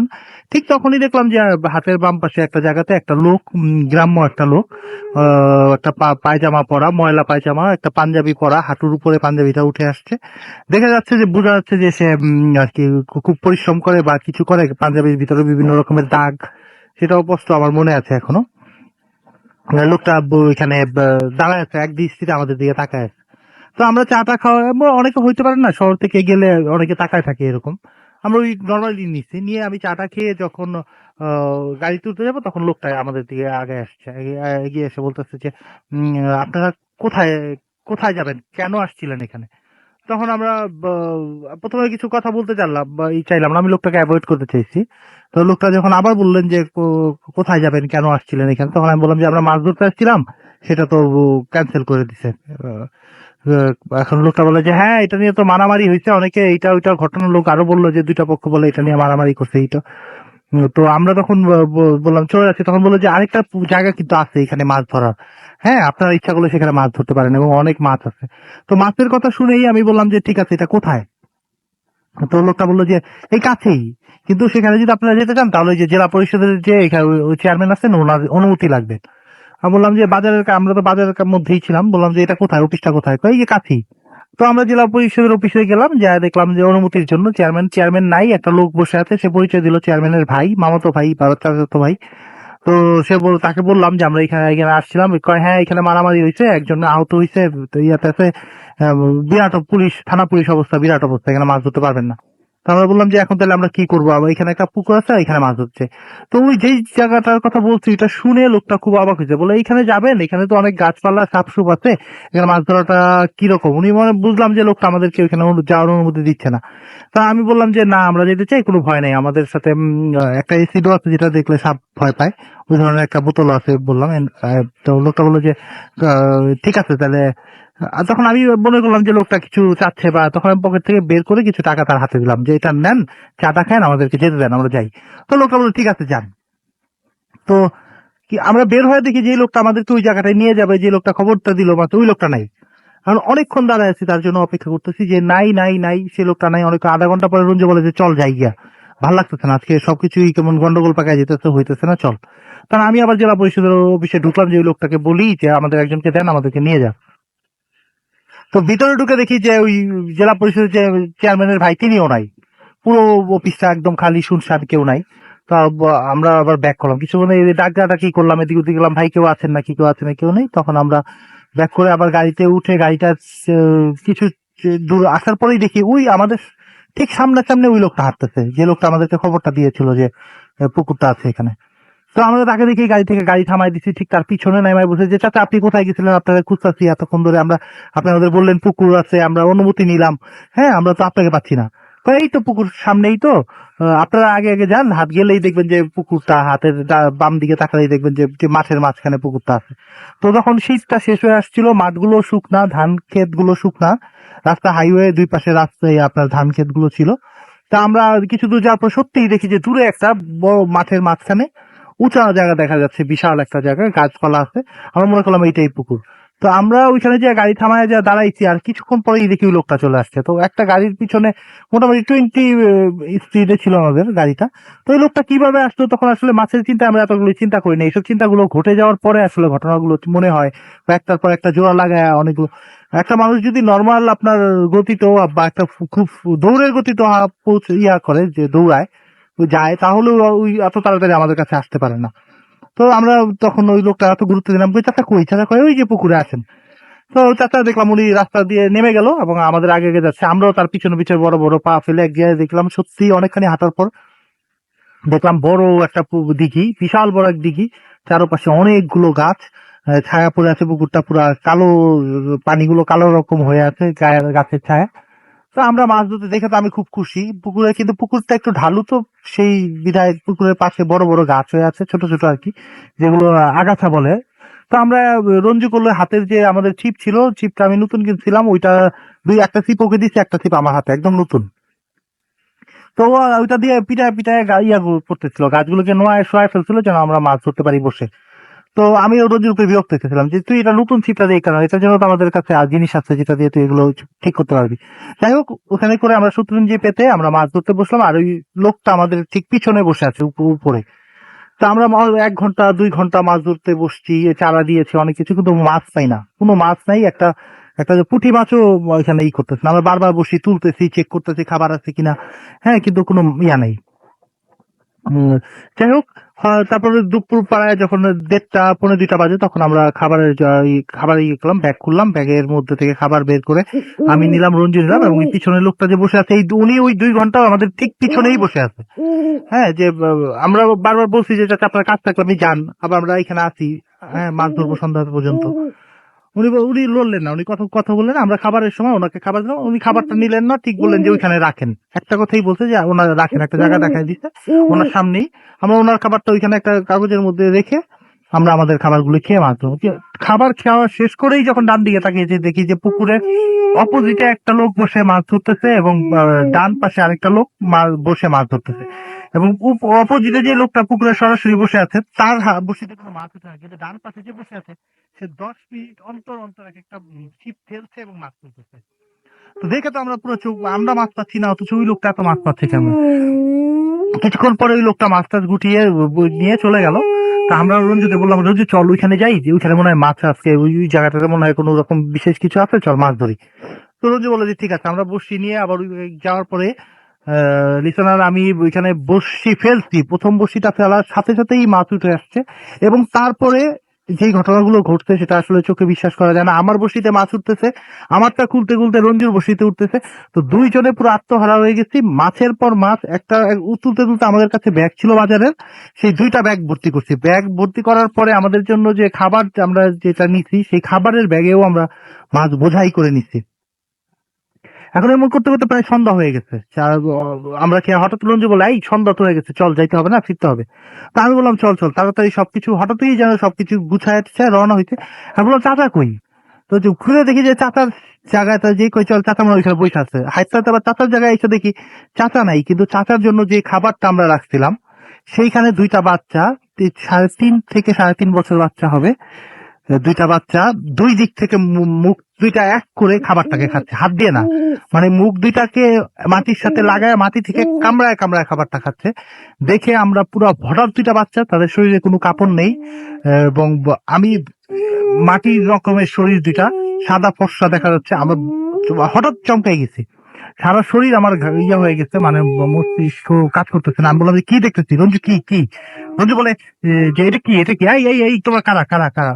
বলতে বলতেই যখন তাকাইছি দেখি ঠিক পুকুরের নিচে একদম পানির গা ঘেঁষে আরেকটা বাচ্চা, ও উপরের দিকে তাকায় আছে। এইটা দেখে তো আমরা একদম অপ্রকৃতিগ্রস্ত হয়ে গেছি, বা দৌড় দিব এরকম একটা চিন্তা ভাবনা করছে। হঠাৎ করে রঞ্জু আমার কাঁধ ধরে ছিল, ওর হাতে এক হাতে মাছের ব্যাগ ছিল, একটা ছোট ব্যাগটা, ওইটা নিয়ে টান দিচ্ছে, দেখে যে ওই ব্যাগটার পিছন থেকে কেউ টানতেছে। একদম আমি তাকায় দেখলাম যে রঞ্জুর ব্যাগটা পিছনের দিকে উঁচা হয়ে যাচ্ছে, কিন্তু কাউকে দেখা যাচ্ছে না। তো ও ব্যাগটা ছেড়ে দিচ্ছে, ব্যাগটা ছেড়ে দেওয়াতেই মাছগুলো সব ওর ব্যাগের ভিতরে যে মাছগুলো ছিল ব্যাগের মধ্যে মাটিতে গড়ায় পড়লো। আর আমার হাতে এক হাতে বড়শি, ছিপ 2টা, আর আরেক হাতে আমার বড় ব্যাগটা, যেটার ভিতরে পুরোটাই মাছ ভরা, এবং মাছের লেজুরটাও দেখা যাচ্ছে যে উপর দিয়ে অনেকগুলো মাছের লেজুর দেখা যাচ্ছে। তো রঞ্জু বলে দৌড় দে, এখানে কোনো কিছু সমস্যা আছে, দৌড় দে। এবং হঠাৎ করে এটা বলে যখন আমরা রঞ্জুর হাতে মাছগুলোতে দিকে তাকালাম, দেখলাম যে অনেকগুলো বাচ্চা ওই মাছগুলো কাঁচা খাচ্ছে, এবং সামনে যে আমাদের বাচ্চাগুলো খাবার খেতেছিল ওরা নাই, ওরা এইখানে বসে মাছ খাচ্ছে। এবং রঞ্জু আর আমি এটার পরে আর কোনো কিছু না, দৌড় দিলাম, একটা দৌড় দিলাম, আমি ব্যাগ ছাড়ি নাই, আমার হাতে মাছের ব্যাগটা আছে, আমি ওইটা নিয়েই দৌড়াচ্ছি, বড় বড় পা ফেলতেছি, বলতেছি রঞ্জু দৌড় দে। এখন দুইজনে একই দিকে দৌড়াচ্ছি আগে পিছে, কিন্তু পিছনে শব্দ পাচ্ছি যে অনেক অনেক মানুষ আমাদের পিছনে দৌড়াচ্ছে, একজন দুইজন না, মানে চারো পাশ দিয়ে আমাদের মনে হচ্ছে যে অনেক মানুষ দৌড়াচ্ছে। আমি মাছের ব্যাগ হাতে নিয়েই আছি, রঞ্জু দৌড়াইতেছে, আল্লাহ আল্লাহ বলতেছে, দৌড়াইতেছে। আমরা উপরে খুঁজে পাচ্ছি না যে আমাদের গাড়িটা কোথায় রাখছিলাম। একটা সাধারণত দেখা যায় যে হাইওয়ে থাকে, এবং নিচে নেমে গেলে অনেক দূরে গাড়ি গেলেও দেখা যায় যে হাইওয়ে গাড়িগুলো যাচ্ছে। তো যাই হোক, অনেকক্ষণ খোঁজাখুঁজির পর আমরা ড্রাইভারকে পাইলাম, ড্রাইভার দেখি যে ড্রাইভার আমাদের দিকে নিচে আগে আসতেছে। আমরা বললাম যে তুমি কই ছিলে এতক্ষণ, তোমার আমরা খুঁজতেছি পাইতেছি না। স্যার আপনারা কই গেছেন, আপনাদেরকে আমরা খুঁজেই পাচ্ছি না, আমি অনেকক্ষণ যাবত আপনার গাড়ির হর্ন দিচ্ছি, গাড়ির লাইট জ্বালাচ্ছি নিবাচ্ছি, কিন্তু আপনারা পাচ্ছি না। তো যাই হোক, আমরা বললো তাড়াতাড়ি গাড়ির দিকে চলো। তো ও আমাদের গাড়ি নিয়ে গেলো, দরজা লাগাই দিছি। তো দরজা লাগাই দিয়ে আমরা করতেছি, তখন দেখি যে গাড়ির ভিতরে উঠে দেখি যে আমার ব্যাগটা, পুরো মাছের ব্যাগটা পুরোটাই ছিঁড়া, একটা মাছ ওইটার ভিতরে নাই।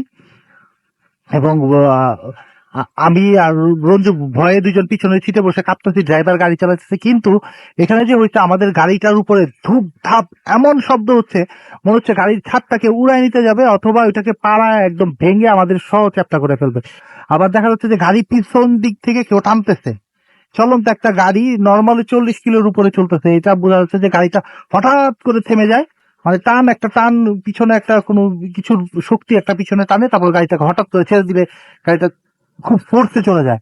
তো যাই হোক, এরকম পুরো মাওয়া ঘাট পর্যন্ত হয়েছে। মাওয়া ঘাটে আসার পরে আমরা যখন ফেরিতে উঠে গেছি এবং ওই মাওয়া ঘাটের দুই পাশে যে দোকানগুলো থাকে সেখানে এসে আমাদের গাড়িটা পুরো ড্রাইভার দাঁড়ায় গেছেন, আমরা দাঁড়ায় গেছি এবং দোয়াদুরত পড়ছি। তো মাওয়া ঘাট পর্যন্ত এই ঘটনাগুলো আমাদের সাথে ঘটছে, যেগুলো আসলে অনেক রহস্যজনক এবং সত্যি একটা মানে এর কোনো ব্যাখ্যা আমি পাই নাই এবং পাবো বলে মনে হয় না কোনোদিন। পরবর্তীতে আমরা ওই জায়গাটাতে আমি ওই জায়গায় গিয়েছি, আমি রঞ্জু গিয়েছি, কিন্তু ওরকম কোনো পুকুরই আমরা ওইখানে খুঁজে পাই নাই। ওই জায়গায় ওরকম কোনো বিলের মধ্যে আমরা কোনো পুকুর দেখতে পাই নাই, এবং আমরা যে জায়গায় নামছিলাম আমার মনে আছে, আমি এখনো দেখুন, আপনারা যদি কেউ জান আমি দেখাতে পারবো, এই জায়গা থেকে তাকালে পুকুরটা দেখা গেছে, আমরা ওইখানে গেছি। এটাই ছিল আসলে একটি ঘটে যাওয়া ঘটনা। ধন্যবাদ। অনেক ধন্যবাদ আপনাকে আপনার ঘটনার জন্য। ঘড়িতে সময় রাত 12:49। আমি রাসেল আছির সাথে রয়েছেন আমাদের আজকের অতিথিরা। একটার পর একটা ঘটনা শুনছি আমরা, এবং আমি দেখতে পাচ্ছি আমাদেরকে এই মুহূর্তে এসএমএস করেছেন সুস্মিতা বণিক, লিখেছেন রাসেল ভাই, Bhoot FM is the best show. Chittagong থেকে এসএমএসটি পাঠিয়েছেন তন্নি আনিশা, আমাদের এসএমএস করেছেন, এবং তিনি বলছেন যে ফার্স্ট যে স্টোরিটা দ্যাট ওয়াজ ইন্টারেস্টিং। আমাদেরকে আরিফ এসএমএস করেছেন গৌরীপুর থেকে। এছাড়া আমাদের এসএমএস করেছেন দেখতে পাচ্ছি আমাদেরকে মিলন কামারপাড়া থেকে, এবং আমাদেরকে এসএমএস করেছেন দেখতে পাচ্ছি এমডি রিয়াজ খান নারায়ণগঞ্জ থেকে এসএমএসটি পাঠিয়েছেন।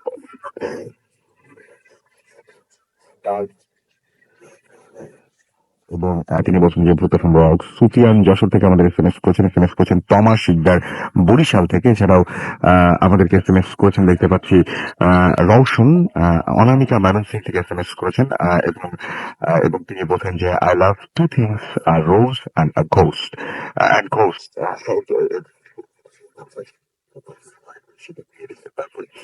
আমাদেরকে এসএমএস করেছেন দেখতে পাচ্ছি জাস্টিন আজকের ভূত এফএম শুনতে তার বেশ ভালো লাগছে, এবং তিনি থ্যাংকস জানাচ্ছেন, ইউ মোস্ট ওয়েলকাম, আপনারা আছেন বলেই ভূত এফএম চলে।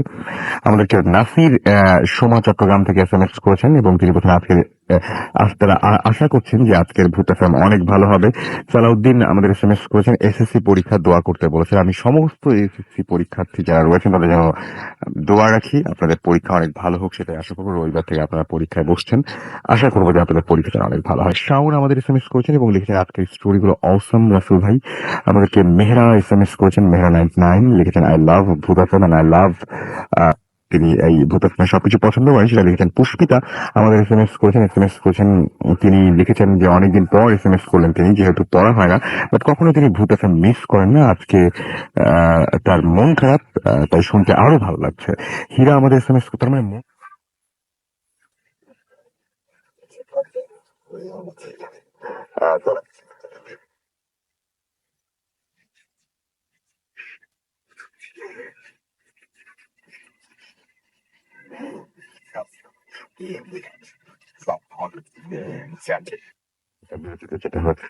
জনি নেত্রকোনা থেকে আমাদের এসএমএস করেছেন, লিখেছেন আমাদের আজকের ঘটনাটি একদম বিশ্বাসযোগ্য। আমাদেরকে আদিব এসএমএস করেছেন মিরপুর 12 থেকে, এবং তিনি লাশ কাটা ঘরে একটা স্টোরি শুনতেছেন। আপনি সম্ভবত একটা এরকম ঘটনা থাকতে পারে, আমি এখন শিওর না, মনে হয় শুনেছিলাম এরকম একটা কিছু। এনিওয়েজ চলে যাব আবারও একটা ছোট্ট বিরতিতে, এবং বিরতির পরে আবারও ফিরে আসবো আপনাদের কাছে। সেই পর্যন্ত আমাদের সঙ্গেই থাকুন। স্টে টিউন টু রেডিও ফুর্তি অ্যান্ড ডোন্ট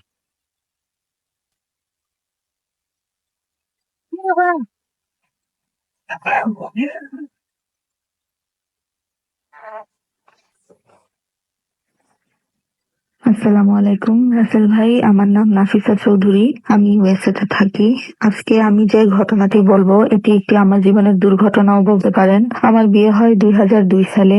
বিয়ের পর স্বামীর সাথে আমি আমেরিকায় চলে আসি। এখানে আসার পর একটা কফি শপে রাতে ডিউটিতে কাজ করি। প্রতি রাতের মতো সে রাতেও কাজ করতেছিলাম। ঘটনার শুরু আসলে এখান থেকেই।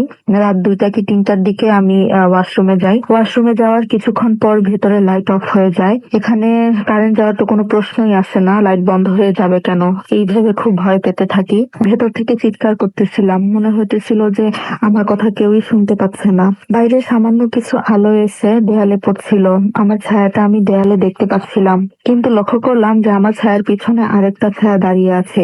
তৎ করে মনে হলো যে এটা তো আমার ছায়া, কিন্তু আরেকটা ছায়া কার? সেটা দেখা মাত্রই আমি জ্ঞান হারিয়ে ফেলি।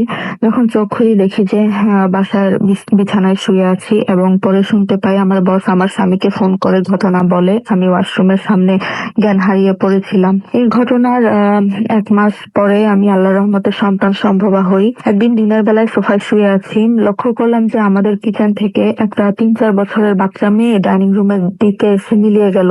আমি উঠে কিচেন এবং ডাইনিং রুম চেক করি, কিন্তু কিছু দেখতে পেলাম না। ফিরে ড্রয়িং রুমের কাছে আসতে দেখি ওই বাচ্চা মেয়েটা আমার জায়গায় বসে আছে এবং ইশারা করে আমার দিকে কিছু একটা দেখাচ্ছে। আমি আসলে ভয়ে চিৎকার দিলে আমার স্বামী উপর থেকে এসে আমাকে নর্মাল করে। এভাবেই দিনের পর দিন অ্যাবনর্মাল কিছু ঘটনা আমার সাথে ঘটতে থাকে। সবচেয়ে অ্যাবনর্মাল যে বিষয়টা আমার সাথে হয় সেটা হলো, ডক্টররা যখন আমার বেবির হার্টবিট চেক আউট করে তখন তারা 1বার 2বার 3বারের চেক আউটেও বেবির হার্টবিট খুঁজে পায় না। যতবারই ডাক্তারের কাছে গিয়েছি আসলে ততবারই এরকম হয়েছে। কয়েকবার চেক আউট করার পর তারা বেবির হার্টবিট খুঁজে পায়। এরকম নর্মাল একটা ব্যাপার আসলে এখানকার ডক্টররাও কখনো ফেস করে নাই। এভাবে প্রায় আমি মাঝে মধ্যে একটা বাচ্চা মেয়ে আর একটা মহিলাকে আমার আশেপাশে অল্প সময়ের জন্য দেখতে পেতাম, এবং সবচেয়ে অবাক করা বিষয় হলো ওই মহিলাটা দেখতে অবিকল আমার মতো ছিল, কিন্তু হাত পা গুলা ছিল অনেক কুৎসিত ও ছোট ছোট। আর আরেক রাতে আমি একটা ভয়ঙ্কর একটা স্বপ্ন দেখি। যে একটা বাচ্চা মেয়ে আমার পেটের উপর বসে তার 2 হাতের নখ দিয়ে আঁচড়াচ্ছে। এরকম একটা ভয়ঙ্কর স্বপ্ন দেখার পরে আমার পরিবারের সাথে এই বিষয়গুলো নিয়ে আমি আলাপ করি। ওরা আমাকে বাংলাদেশের কুমিল্লার এক বড় হুজুরের কথা বলে। তো এই অবস্থায় এত বড় জার্নি করাটা আসলে ঠিক মনে করলাম না। তারপরেও আমি আর আমার স্বামী দুজন মিলে বাংলাদেশে আসার জন্য রওনা হই। বিমানের ভিতরেও আমার সাথে অনেক কিছু অ্যাবনর্মাল ঘটনা ঘটে। আমি বিমানের ওয়াশরুমে যখন যাই তখন দেখি যে কেউ একজন পেছন থেকে হয়তোবা আমার কোমর ধরে পেটের মধ্যে জোরে একটা আঁচড় দিল। আমি তখন চিৎকার করে ওয়াশরুম থেকে বের হয়ে এলাম। একটা এম্বারেসিং একটা সিচুয়েশনের মধ্যে আসলে তখন আমি পড়ে গেছিলাম। সারাটা রাস্তা তখন ভয় আর টেনশনে কাটতে থাকলো। বাংলাদেশে আসার পর আমি আমার খালার বাসায় উঠি। খালা আমাদেরকে বড় হুজুরের কাছে নিয়ে যায়। হুজুর আমাকে দেখে আমার সব কথা শুনে যা বললেন তার জন্য আসলে প্রস্তুত ছিলাম না। উনি বললেন আমি যে সন্তান ধারণ করছি সেটা আমাদের সন্তান না, এটা একটা জিনের সন্তান, আর এটা যাদের সন্তান তারা আমার কাছ থেকে এটা নিতে চাচ্ছে বলেই আমাকে বারবার দেখা দিচ্ছে। তারপর এই হুজুরের কাছেই আমার ট্রিটমেন্ট চলতে থাকে। এর মধ্যে মাঝে মাঝে আমি যখন একা থাকি তখন আমি অনেক ভয়ঙ্কর কিছু ফেস করি, যেমন আমার পেটের উপরে মনে হয় যে ঠান্ডা হাতের কোনো স্পর্শ অনুভব করি। আর মাঝে মাঝে ওই হাতটাকে আমি দেখতেও পাই। বাংলাদেশে থাকতেই আল্লাহর রহমতে আমার বেবি সুস্থভাবে দুনিয়াতে আসে, কিন্তু ভাগ্যে হয়তো বা আমার অন্য কিছুই লেখা ছিল। একদিন সকালবেলা ঘুম থেকে উঠে দেখি আমাদের বেবিটা আমাদের কাছে নাই। সারা বাড়ি খুঁজতেছি বেবিকে, আর খুঁজে পেলাম না। পুরা ফ্যামিলি পুরা এলাকাতে হইচই পড়ে যায়। আর 7-8 বছর পরও আমরা আমাদের বেবিকে খুঁজে পাই নাই, আমিও আর মা হতে পারি নাই। এই ছিল আমার জীবনের ঘটনা কি দুর্ঘটনা কি বলবো। আল্লাহর কাছে প্রার্থনা করি কাউকে যেন আল্লাহ আমার মতো এই পরিস্থিতিতে না ফালায়। আল্লাহ হাফিজ, আসসালামু আলাইকুম।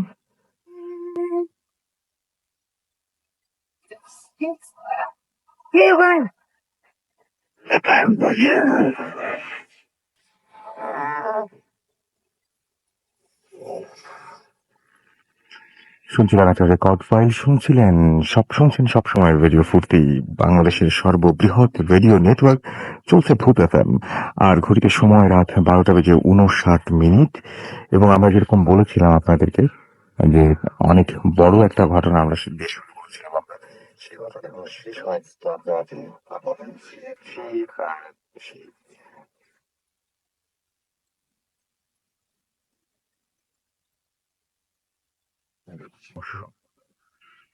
তো ওই দিন সকাল থেকে শুরু করে যেদিন আমার ওয়াইফ বলছিল যে মামাকে কি কি বলে গেছে।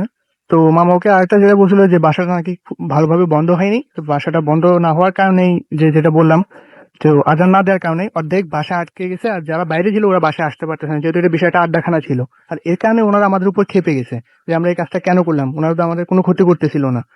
তো এর ভিতরে যখন আমার শাশুড়ি মা শুনলো যে ওই মেয়েটার কথা, তখন উনি বললো যে আর এই মেয়েটাকে আমি দেখছি। তখন বললাম কি, আপনি বলেন আপনি মেয়েকে দেখছেন?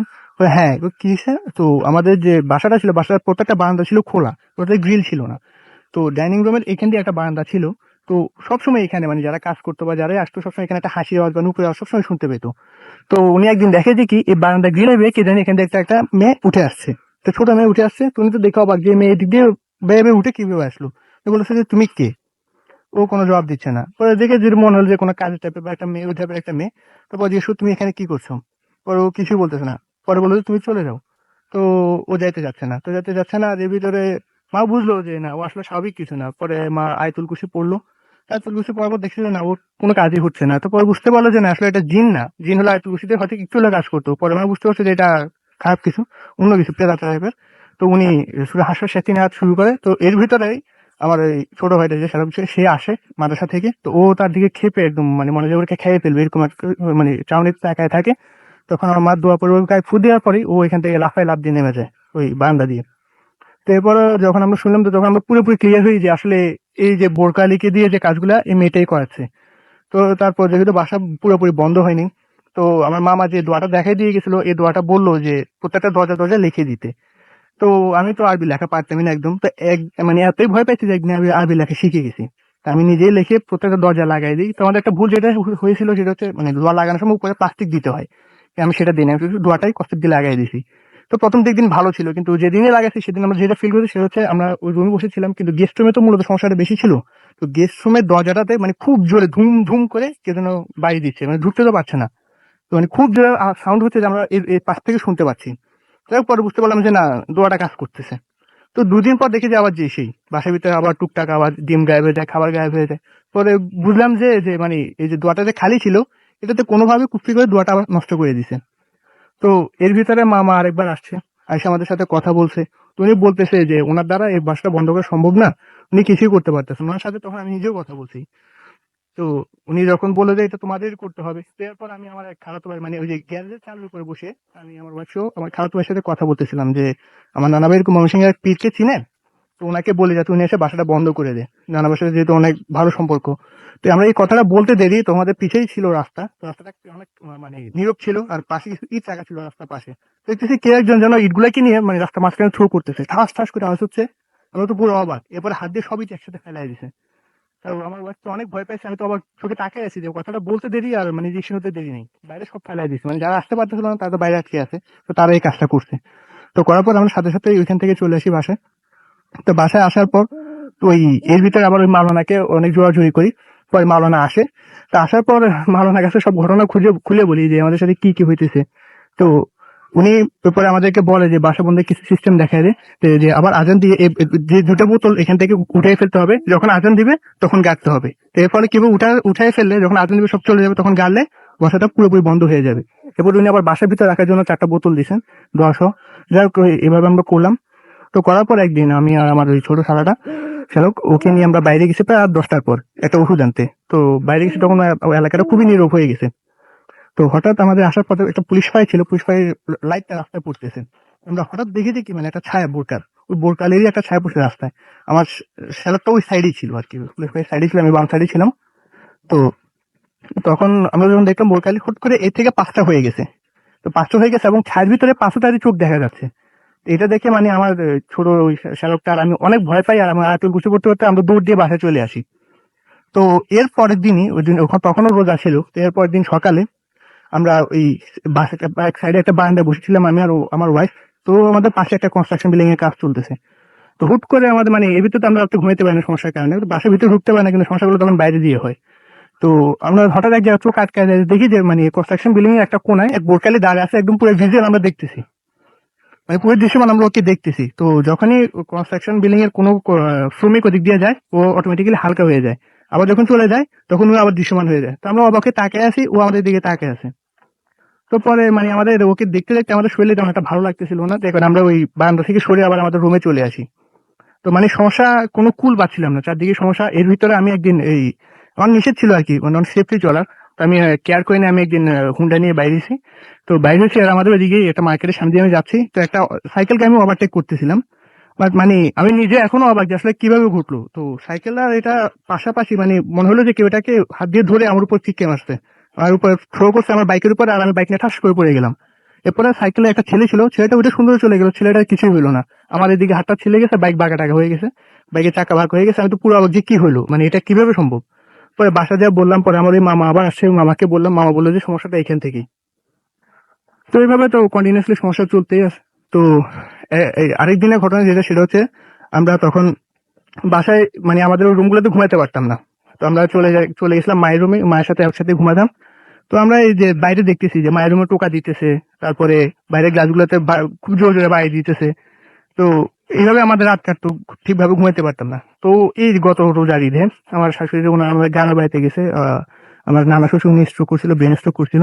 তো আমি আমার গ্রামের বাড়িতে গেছিলাম ঈদ করতে। আমি নামাজ পড়ে সাথে সাথে আবার আমি শহরে ব্যাক করি। তো শহরে ব্যাক করি, আমার বাড়ি তখন বাসায় একা ছিল। তো আমি আর জানতাম না যে আসলে তখন কি ঘটতেছে বাসায়। তো আমি আসার পর দেখি যে ও একদম ভীত, মানে কান্না কান্না অবস্থা। বললো কি হয়েছে, বলে যে মামা আসছিল।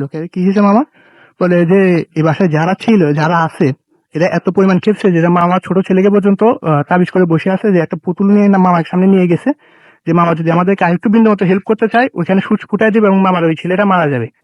তো মামা এই জন্য কান্না করতেছে যে এখন আমার ছেলে আর গেছে, কি করবো, তোমাদেরকেও ছাড়তে পারতেছি না, নিজের ছেলের জন্য কিছু করতে পারতেছি না, আমার ছেলেও ছোট। পরে আমার ওয়াইফ মামাকে নিষেধ করে যে মামা আপনি চলে যান, আপনার কিছু করার দরকার নাই, আল্লাহ আমাদেরটা দেখবে।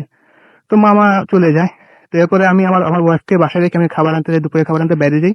তো আইসা দেখি আমার ওয়াইফ তো একদম মানে কান্নাকাটা অবস্থা, কি হয়েছে। তো বলে দেখি দেখি ও তো রুমে দরজা লাগাই ছিল, যেহেতু বাইরে সমস্যা হয়, বাইরে খুব জোরে জোরে হাসতেছে, নুপুর করে লাফাইতেছে, নাচতেছে, আর দরজার ভিতরে খুব জোরে জোরে বাইরে দিচ্ছে। তো ও একা ছিল, তো ওইগুলো ফিল করতেছে। তারপরে আবার আমি বাসায় আসলাম, একসাথে খেলাম। তো এর ভিতরে নাকি সিকিউরিটি গার্ড যারা ছিল নিচের কোম্পানির, ওনারা প্রায় 25 থেকে 30 বার কলিং বেলে টিপছে, আমরা কিন্তু কি শুনি নাই। ওনারা ভাবছে যে আমরা মারাটা গেছি নাকি।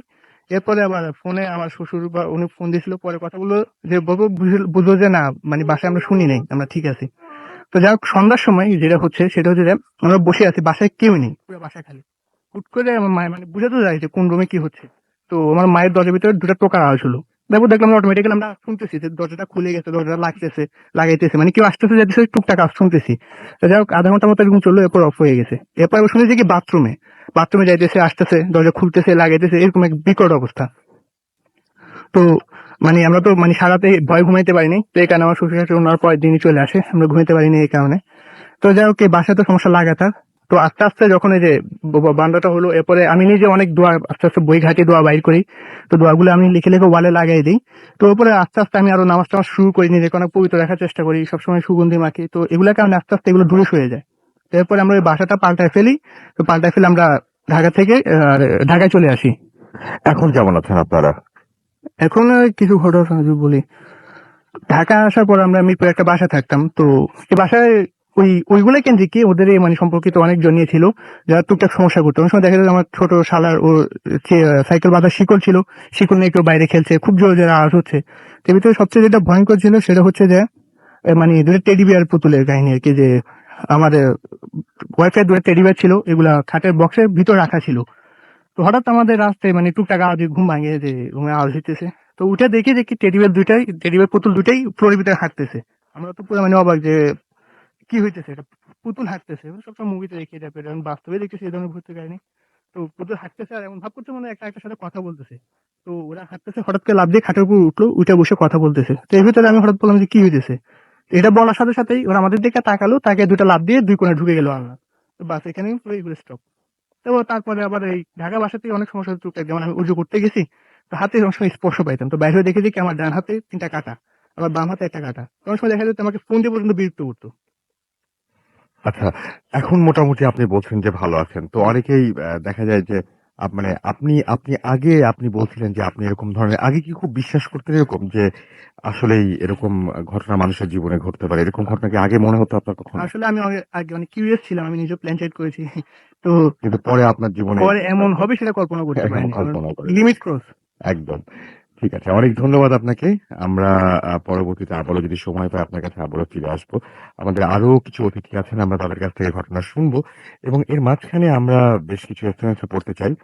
আমাদেরকে এসএমএস করেছেন, লিখেছেন এটা বেশ ভয়ঙ্কর এবং মাসুম সাতক্ষীরা থেকে আমাদের এসএমএসটি পাঠিয়েছেন। সাইম লালবাগ থেকে আমাদের এসএমএস পাঠিয়েছেন তিনি এবং তার কাজিন সানজিদা। লাউড স্পিকারে ভূত FM শুনছেন এবং অনেক ভয় লাগছে তার কাছে, সেটা তিনি জানিয়েছেন। আনিশা আমাদের মগবাজার থেকে এসএমএস করেছেন এবং তিনি বলেছেন যে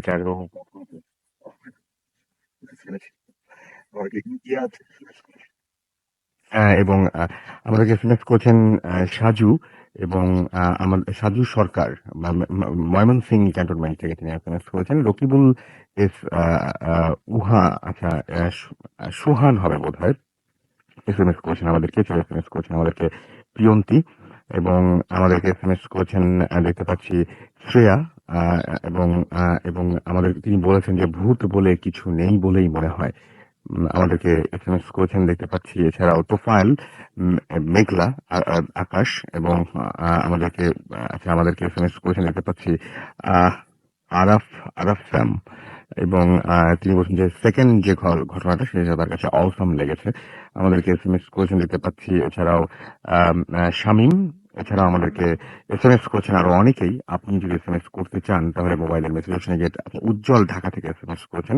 এছাড়াও আমাদেরকে এসএমএস করছেন শান্তা এবং তিনি বলছেন আজকের ভূত আসলে অনেক ভালো লাগছে। সুজন চাপাই নবগঞ্জ থেকে আমাদের এসএমএস করছেন আমাদেরকে আরো অনেকেই। আপনি যদি এসএমএস করতে চান তাহলে মোবাইলের মেসেজ অপশনে গিয়ে টাইপ করুন ফুর্তি FORTI ফুর্তি স্পেস দিয়ে লিখুন আপনার নাম, স্পেস দিয়ে আপনার মেসেজ পাঠিয়ে দিন 9840 নাম্বারে। আমরা যদি ইমেইল করতে চান তাহলে আমাদের ইমেল অ্যাড্রেসটি জানিয়ে দিচ্ছি। আমাদের ইমেল অ্যাড্রেসটি হচ্ছে bhutfm@radiofuর্তি.fm, which is bhwtfm@radiofuort.fm। আপনার নাম, ঠিকানা এবং ফোন নাম্বার সহ আপনার জীবনে ঘটে যাওয়া অথবা আপনার জানা অথবা আপনার সংগ্রহ করা সেরা ঘটনাটি লিখে পাঠিয়ে দিন আমাদের কাছে। শুরুতে অবশ্যই উল্লেখ করুন যে ঘটনাটি আপনি স্টুডিওতে এসে শেয়ার করতে চান নাকি আপনি চান যে আপনার ঘটনাটা আমরা পড়ে শোনাবো। যারা দেশের বাইরে রয়েছেন তাদেরকে অনুরোধ করবো যে ঘটনা না পাঠিয়ে সরাসরি ঘটনাটি রেকর্ড করে আপনার মোবাইল হ্যান্ডসেটের মাধ্যমে বা অন্য কোনো ডিভাইসের মাধ্যমে আপনি সেটা আমাদের কাছে পাঠিয়ে দিন এবং নয়েজ না থাকলে হলো আর কি। আমাদের কাছে পাঠিয়ে দিন এবং আমরা যদি আপনার ঘটনাটি সিলেক্টেড হয় ডেফিনেটলি সেটা প্রচার করব। আমরা আজকেও কিন্তু করেছি, ইনফ্যাক্ট প্রতিদিনই চেষ্টা করি করার। যাই হোক, আমরা চলে যাচ্ছি আমাদের পরবর্তী অতিথির কাছে এবং শুরুতেই জেনে নেব তার নাম এবং কোথা থেকে তিনি এসেছেন।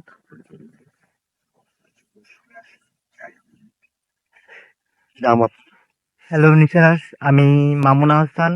আমি এসেছি আসানুল ইউনিভার্সিটি টেলিকম ডিপার্টমেন্ট থেকে। আমি এখন যে ঘটনাটি শেয়ার করব, এটা আসলে আমার শুধু একার ক্ষেত্রে না, এটা আমার এবং আমার ফ্রেন্ডের সঙ্গে ঘটেছিল। যেটার সঙ্গে পুরো রিলেটেড ছিল আমার ফ্রেন্ড, আর আমি জাস্ট এটা সাক্ষী আর কি। এটা হয়েছিল 2012 সালে। ওর ক্লিনিক্যালি বিজনেস ছিল, তো আমি ওর সঙ্গে দেখা করতে যাই। তো দেখা করতে ক্লিনিক ছিল। জি জি। আচ্ছা আচ্ছা, ওকে। তো আমি ওর সঙ্গে যখন দেখা করতে যাই তখন সে আমাকে নিয়ে আমাদের জেলা হসপিটালে যায় আর কি। জেলা হসপিটালে যায় যে ওখানে একজন ডক্টর, তাকে নেয়ার জন্য যাই, কারণ সে যেহেতু ক্লিনিক্যালি বিজনেস করে, তার রাতে 3টা ওটি ছিল, অপারেশন ছিল ওই ডক্টরের আন্ডারে, এজন্য যাওয়া হয় সেই ডক্টরকে আনার জন্য। তো আমরা যাই, যাওয়ার পর দেখি যে ডক্টর একটা পোস্টমর্টম করতেছেন। তো খুব মানে আর্জেন্ট ছিল পোস্টমর্টম করা, এই জন্য তিনি পোস্টমর্টমটা করতেছে। আশেপাশে অনেক পুলিশ। আমি যেহেতু এর আগে কখনো পোস্টমর্টম করা দেখিনি, তো আমি দেখলাম যে পোস্টমর্টম যেভাবে করে, যে একটা মানে বডির পুরো বুকটা পুরো ফাড়া এবং তার পুরো নার্ভ ভুঁড়ি এবং মানে উম, পুরা লিভার টিভার সব বাইর করে তাকে শনাক্ত করা হচ্ছে যে তার আসলে মেইনলি পোস্টমর্টম করার কারণটা কি এবং কিসের মাধ্যমে সে সুইসাইড করছে। যাই হোক, আমি ওটা দেখার পর আমি যেহেতু এটা অভ্যস্ত ছিলাম না, আমি ওখান থেকে বাইরে আসি এবং আমার ফ্রেন্ড ওখানেই স্টে করে। তো তারপর আমরা ডক্টরকে নিয়ে আসি আমাদের ক্লিনিকে। আসার পর ওখানে ডক্টর অপারেশন করার পর ডক্টর আমাদেরকে বলে যে তিনি আজকে আর তার কোয়ার্টারে ফিরবেন না, তিনি একটা দাওয়াতে যাবেন। তো এই আমরা যেন তার দাওয়াতের বাড়িতে গিয়ে তাকে রেখে আসি। তো আমার ফ্রেন্ডটা আবার বললো যে ঠিক আছে স্যার, আপনি যেহেতু দাওয়াতের বাড়িতে যাবেন তো আপনার কোয়ার্টারটা তো ফাঁকা আছে, আজকে তাহলে আমরা দুই মানে আমি আর ও, আমরা দুই ফ্রেন্ড সেখানে থাকতে পারি কিনা এটা জানতে চাইছিল। তো ডক্টর বললো যে হ্যাঁ অবশ্যই তোমরা থাকতে পারো, কোনো সমস্যা নেই। যাই হোক, আমরা পরে ডক্টরকে তার দাওয়াতের বাড়িতে রেখে আমরা সরাসরি সেই কোয়ার্টারে চলে যাই। কোয়ার্টার মূলত হসপিটালের পিছনে ছিল। আমরা দুইজনেই ছিলাম কোয়ার্টারে।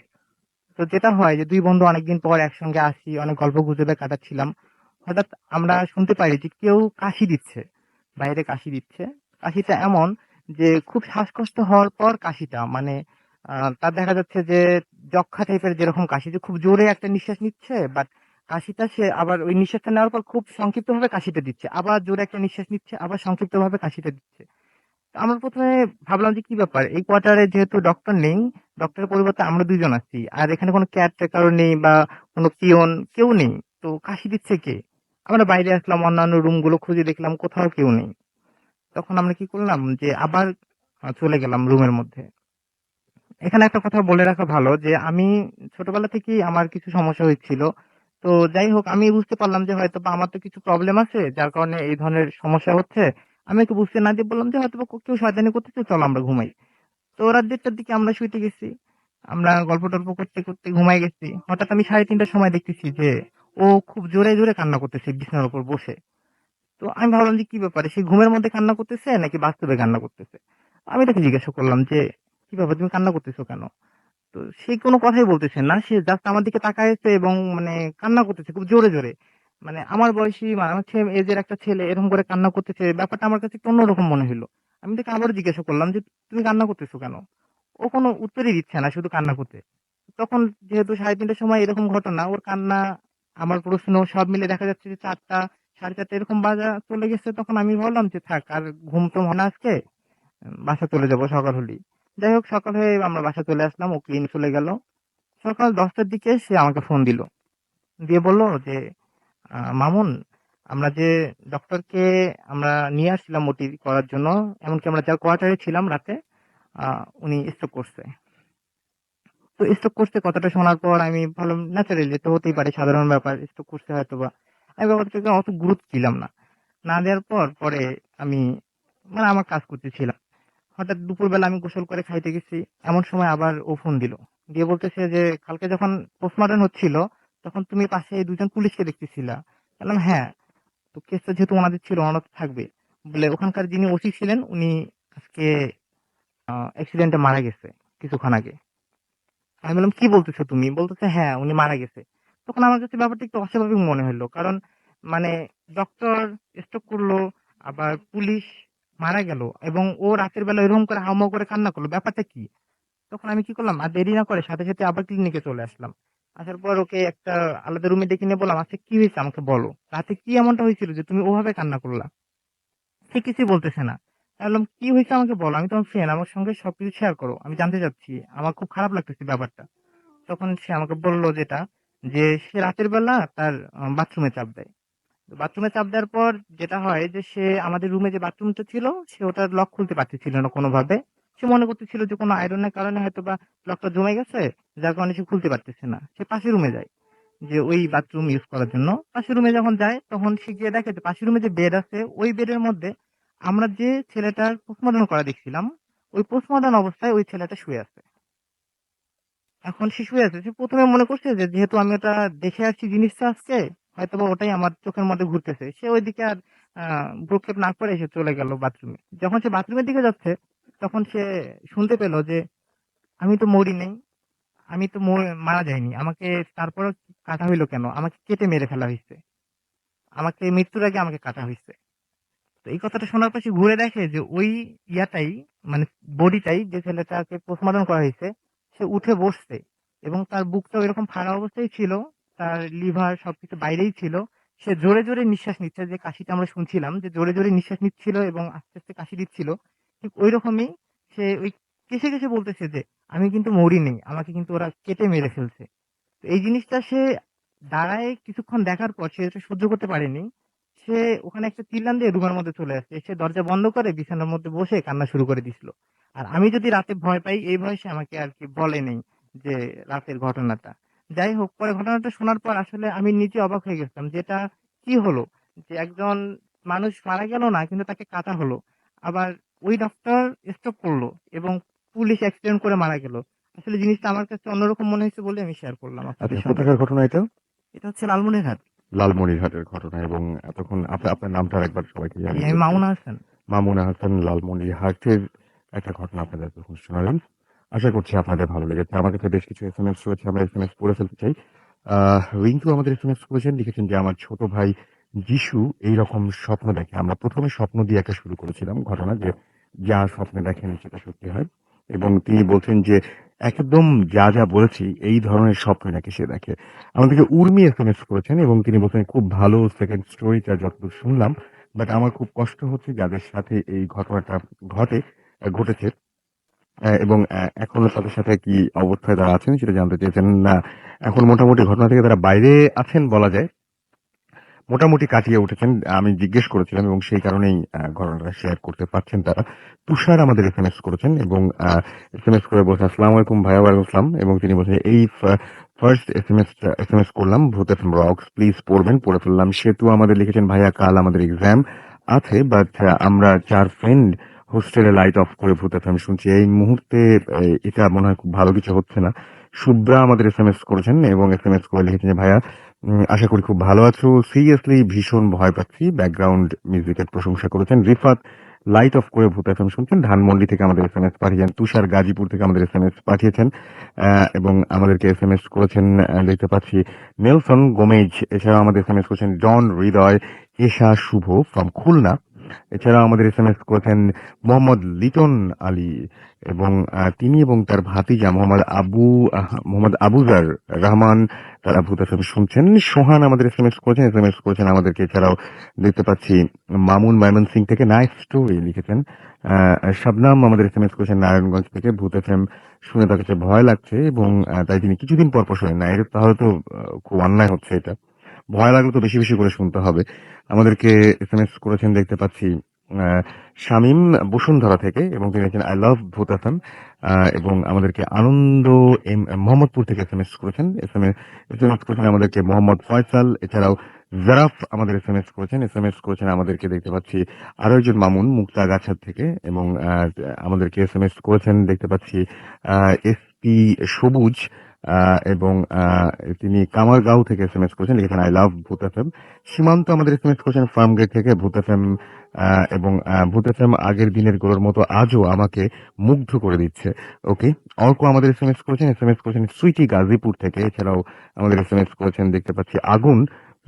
এছাড়াও আমাদের এবং তার ফার্স্ট এটা আমাদেরকে এসএমএস করেছেন রতন যাত্রাবাড়ি থেকে। রায়হান আমাদের এসএমএস করেছেন। মিজান আমাদেরকে এসএমএস করেছেন আরো অনেকে। আপনি যদি এসএমএস করতে চান তাহলে মোবাইলের মেসেজ অপশনে গিয়ে টাইপ করুন ফুর্তি FOORTI ফুর্তি স্পেস দিয়ে লিখুন আপনার নাম, স্পেস দিয়ে আপনার মেসেজ পাঠিয়ে দিন 9840 নাম্বারে। যদি আমাদেরকে ইমেইল করতে চান তাহলে আমাদের ইমেল অ্যাড্রেস হচ্ছে bhutfm@fuርቲ.fm। আপনার জীবনে জানা, আপনার জীবনে ঘটে যাওয়া বা আপনার জীবনে সংগ্রহ করা সবচাইতে সেরা ঘটনাটি পাঠিয়ে দিন আমাদের কাছে এবং ঘটনার শুরুতে অবশ্যই উল্লেখ করুন যে আপনি স্টুডিওতে সেই ঘটনাটি শেয়ার করতে চান নাকি আপনি চান যে আপনার ঘটনাটি আমরা পড়ে শোনাই। যারা দেশের বাইরে রয়েছেন তাদেরকে অনুরোধ করব যে সরাসরি আপনার ঘটনাটি রেকর্ড করে অডিও ক্লিপটি পাঠিয়ে দিন আমাদের কাছে। যদি সিলেক্ট হয় ডেফিনেটলি আমরা সেটা প্লে করব। আমাদের একটা ছোট্ট বিরতিতে যেতে হচ্ছে এবং বিরতির পরে আবারও এখনই ফিরে আসছি। সুতরাং সময়টুকুতে আমাদের সাথেই থাকুন এবং অবশ্যই আপনাদের যে মতামত এবং কোন ঘটনাটা ভালো লাগছে সেটা জানাতে একদমই ভুলবেন না এবং আপনারা যে ধরনের ঘটনা চান সেই ধরনের ঘটনাগুলোই কিন্তু আমরা প্রচার করি। সো আমাদের সাথে থাকুন। আর বিজ্ঞাপন বিরতির পরে আবারও কথা হচ্ছে।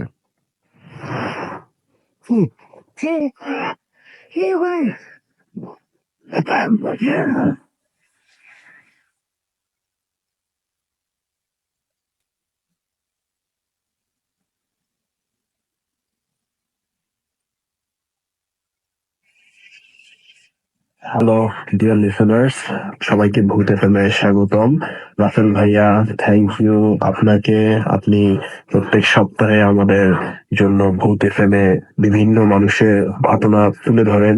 যদি আজকে আমি আমার জীবনের, আমি এটা ভয়াবহ বলবো না, এটা আমার জীবনের সবচেয়ে অলৌকিক ঘটনা। ইনফ্যাক্ট আমরা সব ধর্মে বিশ্বাস করি যে উপরওয়ালা আল্লাহ তাআলা, ভগবান, গড, যে নামেই তাকে ডাকেন না কেন, উনি যে আছেন, ওনার অস্তিত্ব আমাদেরকে প্রমাণ দিয়ে থাকেন হাতে নাতে। এরকম আমি একটা প্রমাণ আমি আমার জীবনে, আমার কর্মক্ষেত্রে পেয়েছি। আমি রেসিডেন্সি ট্রেনিং করছি কার্ডিওথোরাসিক সার্জারিতে হেইডেলবার্গ ইউনিভার্সিটি হসপিটাল, জার্মানি। আমি 3 বছর ধরে এখানে ট্রেনিং এ আছি। আমার জীবনে আমি অনেক পেডিয়াট্রিক সার্জারি অপারেশন করেছি, পেডিয়াট্রিক কার্ডিওথোরাসিক, ভালভ রিপ্লেসমেন্ট, অনেক কিছুই করেছি। আলহামদুলিল্লাহ কোনোদিন এরকম ঘটনা আমি দেখিনি। তো কেসটা যেটা আমার কাছে এসেছিল, এটা আমাদের রেগুলার প্রসিডিওর, এমন কোনো টাফ কিছু ছিল না। বিএসডির একটা পেশেন্ট ছিল, একটা বাচ্চা। তো যে ঘটনাটা ঘটে, যে অলৌকিক ব্যাপার যেটা হয়, যে আপনারা সবাই হয়তো জেনে থাকেন যে অপারেশনের সময় যে অ্যানেস্থেসিওলজিস্ট থাকে তার অনেক বড় একটা দায়িত্ব থাকে, যে বেসিক্যালি অ্যানেস্থেসিয়া আমরা যখন দেই তখন পেশেন্ট সার্ভাইভ করতেও পারে, অনেক সময় আবার সে ব্যাক নাও করতে পারে, মানে অ্যানেস্থেসিয়াতে রিয়াকশন হয়ে মারাও যেতে পারে। এটা মোটামুটি সবাই জানে, অপারেশনের সময় আন্ডারটেকেন নাও হয়ে থাকে।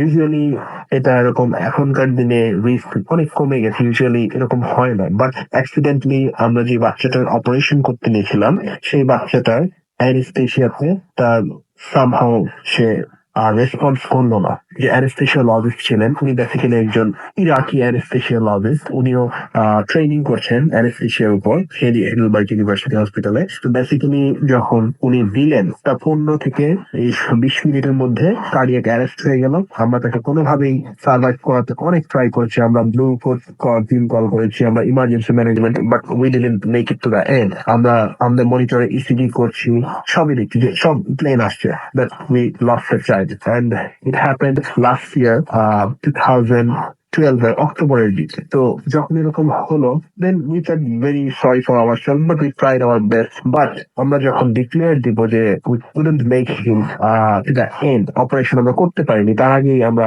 লস করে ফেলেছি বাচ্চাটাকে। ঠিক 20 মিনিট পরে everything is done end to the end. 20 minute পরে হঠাৎ করে বাচ্চাটা কেঁদে উঠল।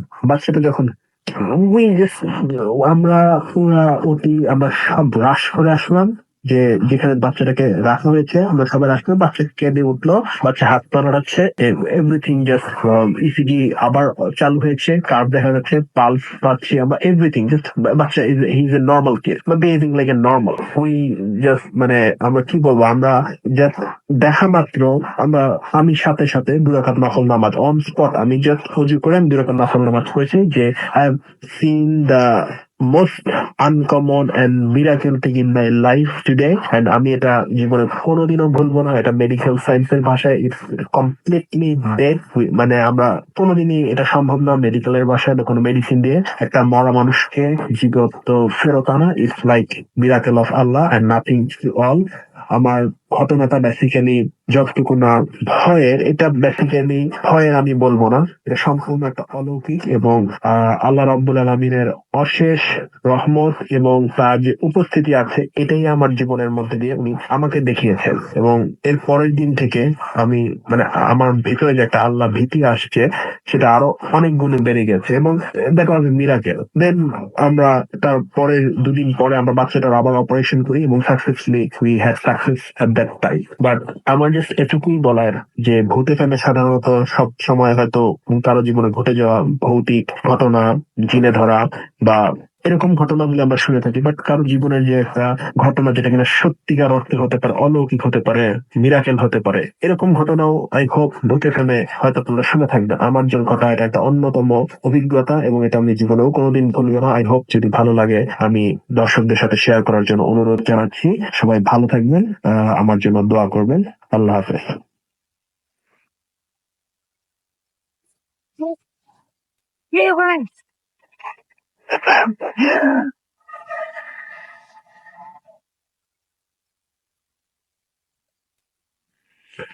বলছিলেন হেইডেলবার্গ ইউনিভার্সিটি থেকে এতক্ষণ আমরা সেই ঘটনাটা শুনলাম, এবং আমরা সবসময়ই বলে থাকি যারা দেশের বাইরে রয়েছেন তারা আমাদেরকে সরাসরি অডিও ক্লিপ পাঠিয়ে দেবেন, এবং সেটা যদি সিলেক্টেড হয় ডেফিনেটলি আমরা সেটা প্লে করবো। শুনছেন সবসময় রেডিও ফুর্তি চলছে ভূত এফএম, এবং ঘড়িতে সময় রাত 1:30। আমি রাসেল আছির সাথে, আমার সঙ্গে রয়েছেন আজকের অতিথিরা। আর আপনারা SMS পাঠাচ্ছেন আরো একবার, যারা এই মুহূর্তে যারা যদি কেউ জয়েন করে থাকেন আমাদের সাথে, তাদেরকে SMS করার নিয়মটি বলে দিচ্ছি। মোবাইলের মেসেজ অপশনে গিয়ে টাইপ করুন ফুর্তি FOORTI ফুর্তি, স্পেস দিয়ে লিখুন আপনার নাম, স্পেস দিয়ে আপনার মেসেজ পাঠিয়ে দিন 9840 নাম্বারে। রাশেদ আমাদের SMS করেছেন এবং তিনি বলেছেন যে তিনি গ্যাস রোড থেকে বলছেন, এবং তিনি আজকের ভূত এফএম লিখেছেন যে অসাম। অনরা লিখেছেন রাসেল ভাই যে ঘটনাগুলো, তিনি প্রথমে বলছেন গল্পগুলো, এখানে আসলে ম্যাক্সিমাম কিন্তু ঘটনা তিনি বলছেন যে গল্পগুলো বলা হয় সেগুলো কতটুকু সত্যি। আপনি জীবনে কখনো কি কোনোদিন কোনো ভয়ের ঘটনা শুনেছেন? আমি যদি শুনে থাকেন সেটা শুনে আপনার কি মনে হচ্ছে? আমার আসলে এরকম কিছু মনে হয়নি, আমি ভয় পেয়েছি, কারণ যে ঘটনাগুলো আমরা সাধারণত শুনে থাকি আমাদের খুব কাছের মানুষের কাছ থেকে শুনে থাকি, সন্দেহের কোনো অবকাশই থাকে না। কিন্তু যখন অপরিচিত মানুষ যাদেরকে আপনি দেখতেও পাচ্ছেন না তাদের কাছ থেকে আপনি শোনেন, তখন এই ধরনের সন্দেহ আপনার মাথায় হতেই পারে। কিন্তু আপনি আর আমি দুজন ভিন্ন কেউ না। আমাকেও যারা ঘটনা বলেন তাদেরকে বিশ্বাস করতে হয় এবং বিশ্বাস করেই আমরা এতদিন পর্যন্ত কিন্তু এতটা পথ এসেছি আর কি। যাই হোক, বিশ্বাস না করার কোনো কারণ খুঁজে পাইনি বলেই বিশ্বাস করা, সেটাও বলে রাখছি। শুভ আমাদের এসএমএস করেছেন এবং তিনি বলছেন খুব ভয় পাচ্ছেন তারা দুইজন। আমাদের এসএমএস করেছেন ঐশী বাসাবো থেকে। এছাড়া আমাদের এসএমএস করেছেন সৌরভ মানিকগঞ্জ থেকে, রাসেল খুলনা থেকে আমাদের এসএমএস করেছেন, কামরুল আমাদের রুষা আমাদের এসএমএস করেছেন আজিমপুর থেকে, এবং ফার্স্ট স্টোরি ভূত এফএম পড়তে পারলাম না। ভূত এফএমে আচ্ছা, এ পর্যন্ত সময় সেরা গল্প ফার্স্ট যে ঘটনাটা সেটা তিনি বলেছেন। আমাদেরকে এছাড়াও এসএমএস করেছেন জিসান জামালপুর থেকে, এবং আমাদেরকে এসএমএস করেছেন মামুন এবং আমাদেরকে এসএমএস করেছেন মাসুদ নারায়ণগঞ্জ থেকে। এছাড়াও ফাহিম হোসাইন আমাদের এসএমএস করেছেন কালিয়াকৈর থেকে। আমাদেরকে এছাড়াও এসএমএস করেছেন এইচ এম রাজান আমাদের এসএমএস করেছেন ফুর্তি রিদওয়ান। এছাড়াও ফয়সাল রাব্বি আমাদের এসএমএস করেছেন আমাদেরকে। এছাড়াও সিয়াম ফ্রম উত্তরা আমাদেরকে এছাড়াও এসএমএস করেছেন জিসুজা আমাদের। এছাড়াও এসএমএস করেছেন কামরুল, এসএমএস করেছেন আরো অনেকে, যেমন রবিউল বাগমারা থেকে আমাদের এসএমএস করেছেন, ফাহমিদুল আমাদের এসএমএস করেছেন রাজশাহী থেকে। এছাড়াও আমাদের এসএমএস করেছেন দেখতে পাচ্ছি শাকিল খান, ইস্ট অ্যান্ড ওয়েস্ট ভূত এসএমএস তো বেশ আছে, ওকে। আমাদের এসএমএস করেছেন রিদম রাজশাহী থেকে। আমাদের এসএমএস করেছেন আরো অনেকেই। আপনি যদি এসএমএস করতে চান, নিয়মটি বলে দিলাম একটু আগে, কিছুক্ষণ পরে আবারও জানিয়ে দেবো। আমরা সরাসরি চলে যাবো এখন আমাদের আরো একজন আপনার কাছে, যিনি এইমাত্র আমাদের সাথে যোগ দিলেন, এবং শুরুতে জানতে চাইবো আপনার নাম এবং আপনি কোথা থেকে এসেছেন, প্লিজ একটু বলবেন। হ্যালো লিসনার, আমি অপূর্ব। আমি এসেছি দক্ষিণ বাসাবো থেকে। আমি এখন যে ঘটনাটা শেয়ার করব এটা আমার নিজের লাইফে ঘটে যাওয়া একটা ঘটনা। এটা ঘটে 27শে অগস্ট 2013-তে। সেই দিন আমার আব্বুর সাথে আমার আম্মুর অনেক ঝগড়া হয়। এমন একটা পরিস্থিতি যে আম্মু বাসা থেকে চলে যাবে। ওকে ফাইন, ঠিক আছে। আম্মু ড্রাইভারকে ফোন দেয়। ওনার ওয়াইফ অসুস্থ ছিল অ্যান্ড সে প্রেগনেন্ট থাকার কারণে সে সেদিন আসতে পারেনি, সে সেদিন ডিউটিতে জয়েন করতে পারেনি। তখন আমি চিন্তা করলাম যে সরি আমার আম্মু চিন্তা করলো যে সে বাসে যাবে। তখন আম্মু একটা মহিলা মানুষ, এত রাত্রেবেলা বাসে করে যাবেন। তখন আমি চিন্তা করলাম যে থাক, আমি আম্মুকে নিয়ে যাই। আম্মু আমাকে নিতে চাইলো না, কজ যে আমার নানু বাসাটা এটা হচ্ছে নারায়ণগঞ্জ সোনারগাঁ। সেই রাস্তাটা, যে রাস্তাটা ধরে যেতে হয়, এটা হচ্ছে ঢাকা চিটাগাং হাইওয়ে। এই রাস্তাটা খুবই খারাপ এন্ড এখানে প্রচন্ড অ্যাক্সিডেন্ট হওয়ার কারণে আম্মু আমাকে নিয়ে যেতে চাইলো না। কজ আম্মু বললো যে সেখানে তুমি ড্রাইভ করতে পারবা না। বাট অনেকটা ঝগড়াঝাটি করার পরেই আমি আম্মুর সাথে বের হলাম। Okay fine. রাস্তাতে অনেক জ্যাম থাকার কারণে আমরা আমার নানু বাসায় যেতে একটু লেট হয়ে গেল। ইট ওয়াজ মেবি 12:45। আমার বলে রাখি যে আমার নানা এবং নানু হার্টের রুগী। ওরা যার কারণে ওনারা বেশি রাত জাগেন না। আপনি জানেন রাসেল ভাই যে গ্রামের মধ্যে মানুষজন 8টা-9টার সময় খাওয়া দাওয়া করে তাড়াতাড়ি ঘুমিয়ে যান। আমরা যখন সেখানে গেলাম 1:45টার দিকে, তখন বাসা সবাই ঘুমাচ্ছিল। আমরা যাওয়ার পরে সবাই খুব অবাক হয়ে যায় আমাদেরকে দেখে। তখন আমার আম্মু তাদেরকে বলে যে এখন তোমরা ঘুমিয়ে যাও, আমি সকাল হলে তোমাদের সাথে এই ব্যাপারে কথা বলবো। তখন সবাই আমার আম্মুকে মেনে নেয়, কারণ অনেক দূর জার্নি করে আসছি, তাই সবাই যে যার মতো ঘুমিয়ে যায়। আমার রাসেল ভাই বই পড়া রাত্রেবেলা খুব অভ্যাস আছে, যার কারণে আমার সেদিন রাত্রেবেলা মোটেও ঘুম আসছিল না। আমার যতটুকু মনে পড়ে রাসেল ভাই, আমি ঠিক 2:21 আমি বাসা ছাদে যাই। এখন রাসেল ভাই আমি আমার নানু বাসার লোকেশনটা বলি। আমাদের নানু বাসাটা হচ্ছে অনেক বড় একটা এরিয়াতে, ঠিক আছে। এটা হচ্ছে সোনারগাঁর পিরোজপুরে। আমার নানু বাসা থেকে ঢুকলেই হাতের বাম পাশে হচ্ছে একটা মসজিদ, আর বাসার একদম ফ্রন্ট সাইডে হচ্ছে একটা বিশাল বড় একটা পুকুর। আর আমার নানার পারিবারিক কবরস্থান হচ্ছে ঠিক আমার নানু বাসার নিচেই। আমার নানা নানুর বাবা মার পারিবারিক কবরস্থান। ছাদ থেকে দাঁড়ালে প্রথমেই সেটা চোখে পড়বে। আর তার ঠিক একটু সামনেই রয়েছে সোফার মতন একটি জায়গা, যেখানে আমার নানা ভাই বসার জন্য একটি সোফার মতন বানিয়েছেন। বলে রাখা ভালো, সেখানে অনেক গাছগাছালি আছে এবং সেখানে আমার নানা ভাই সব সময় সন্ধ্যার পরে মাগরিবের আজানের পরে 100 পাওয়ারের বাল্ব জ্বালিয়ে রাখেন, তো সেখানে তাফিশিয়ান লাইট অলওয়েজ থাকে। রাসেল ভাই, আমি স্মোক করি। আমি সেখানে গিয়েছিলাম, আমি ছাদের মধ্যে ছিলাম এবং স্মোক করছিলাম এবং আমি আমার গার্লফ্রেন্ডের সাথে কথা বলছিলাম ফোনে। হঠাৎ করে আমার চোখ যায় বাসার নিচে।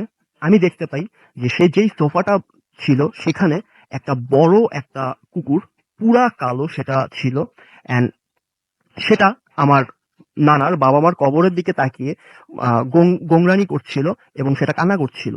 জিনিসটা আমার কাছে খুবই উইয়ার্ড লাগে। তখন আমি সাইড চেঞ্জ করে যাই, আমি মসজিদের দিকে মুখ করে দাঁড়িয়ে থাকি অ্যান্ড স্মোক করতে থাকি অ্যান্ড ফোনে কথা বলতে থাকি। হঠাৎ করে আমি আমার ঠিক বাম কানে একবার আমার নানার গলার ভয়েস শুনতে পাই। বলে রাখা ভালো রাসেল ভাই যে আমার নানা হার্টের রোগী, অবভিয়াসলি উনি ছাদের মধ্যে আসবেন না, আর আমি ছাদে শুধু আমি একাই ছিলাম, আর আমার সাথে আর কেউই ছিল না। এভাবে চলে যায়, আমি জিনিসটাকে ততটা মনে নেইনি। আমার চিন্তা ভাবনা ছিল এরকম যে আমি সারা রাত যত যাই হোক আমি রাত্রেবেলা ছাদেতেই থাকবো। ওকে, ঠিক আছে। তখন এভাবে চলে যায়, 5-10 মিনিট চলে যায়, টেরও পাই না, কোনো কিছু মনেই হয় না। তখন হঠাৎ করে আমার কাছে কেন যেন মনে হলো আমার বাম পাশ দিয়ে কেউ যেন হেঁটে চলে গেল, কালো রঙের বোরকা পরে। আমি জিনিসটা বুঝতে পারলাম যে আমার সাথে কিছু একটা খারাপ কিছু ঘটতে যাচ্ছে, something going wrong with me. তখন আমি আমি আমার গার্লফ্রেন্ডকে বললাম আমি তোমাকে পরে ফোন দিব। দেন আমি রাসেল ভাই শুনেছি বড়দের কাছে যে আগুন থাকলে নাকি কোনো খারাপ জিনিস নাকি কারো ক্ষতি করতে পারে না। তখন আমি আরেকটা সিগারেট ধরালাম, ধরিয়ে আল্লাহর নাম স্মরণ করতে করতে এক দৌড় দিয়ে ছাদ থেকে নেমে যাওয়ার চেষ্টা করলাম। তখন রাসেল ভাই আমি যেটা শুনতে পেলাম, একটা মেয়ের গলার ভয়েস, যার গলার ভয়েসটা ছিল ঠিক তার মতন যার সাথে আমি ফোনে কথা বলছিলাম। সে আমাকে ডাকছে, প্লিজ যেও না, প্লিজ যেও না, একবার আসো, ফিরে আসো। আমি সেটার দিকে তাকানোর সাহসও করিনি। আমি আমার কেন যেন আমার মন বলছিল যে আমি যদি পিছে ফিরে তাকাই হয়তো বা আমি বেঁচে ফিরতে পারবো না এই ছাদ থেকে। আমি নেমে গেলাম বাসার ছাদ থেকে। আমি বাসায় এসে খুব ভয় পেলাম অ্যান্ড ফ্রেশ হয়ে ঘুমিয়ে গেলাম। সকালবেলা, সেই দিন রাত্রেবেলা আমি খুব খারাপ স্বপ্ন দেখলাম। একটা মেয়ে বোরকা পরা, বাট তার চেহারাটা বোঝা যাচ্ছে না, বাট তার গলার বয়সটা ছিল ঠিক সেই মেয়েটার মতন যে মেয়েটা আমাকে ছাদে আমাকে ডাক দিয়েছিল পিছন থেকে। সে আমাকে বলল যে তুই আমার কথা শুনোস নাই, তুই তোর জীবন থেকে অনেক প্রিয় একটা জিনিস হারাবি। এই জিনিসটা দেখার সাথে সাথে আমি ঘুম থেকে ভেঙে যাই, আমার ঘুম ভেঙে যায়।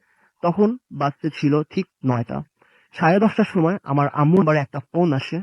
আমার ফোন পাওয়ার সাথে সাথেই আম্মু কান্নায় ভেঙে পড়ে। আম্মু আমার দিকে তাকিয়ে বলে তোমার ফুপু আর নাই। রাসেল ভাই, আমি কখনো বিশ্বাসও করতে পারি নাই এভাবে আমার ফুপু চলে যাবে। বলে রাখি রাসেল ভাই, আমি জানতাম যে আমাদের ছাদটা, ওই নানু বাসার ছাদটা ভালো না, বাট তবুও আমি যে কেন গিয়েছিলাম ওখানে আমি নিজেও জানি না। Thank you so much. আমরা একটা ছোট বিজ্ঞাপন বিরতিতে যাবো এবং বিজ্ঞাপন বিরতির পর আমরা আবারও ফিরে আসছি। তো আমাদের সঙ্গে থাকুন, স্টে টিউনড টু রেডিও ফুর্তি অ্যান্ড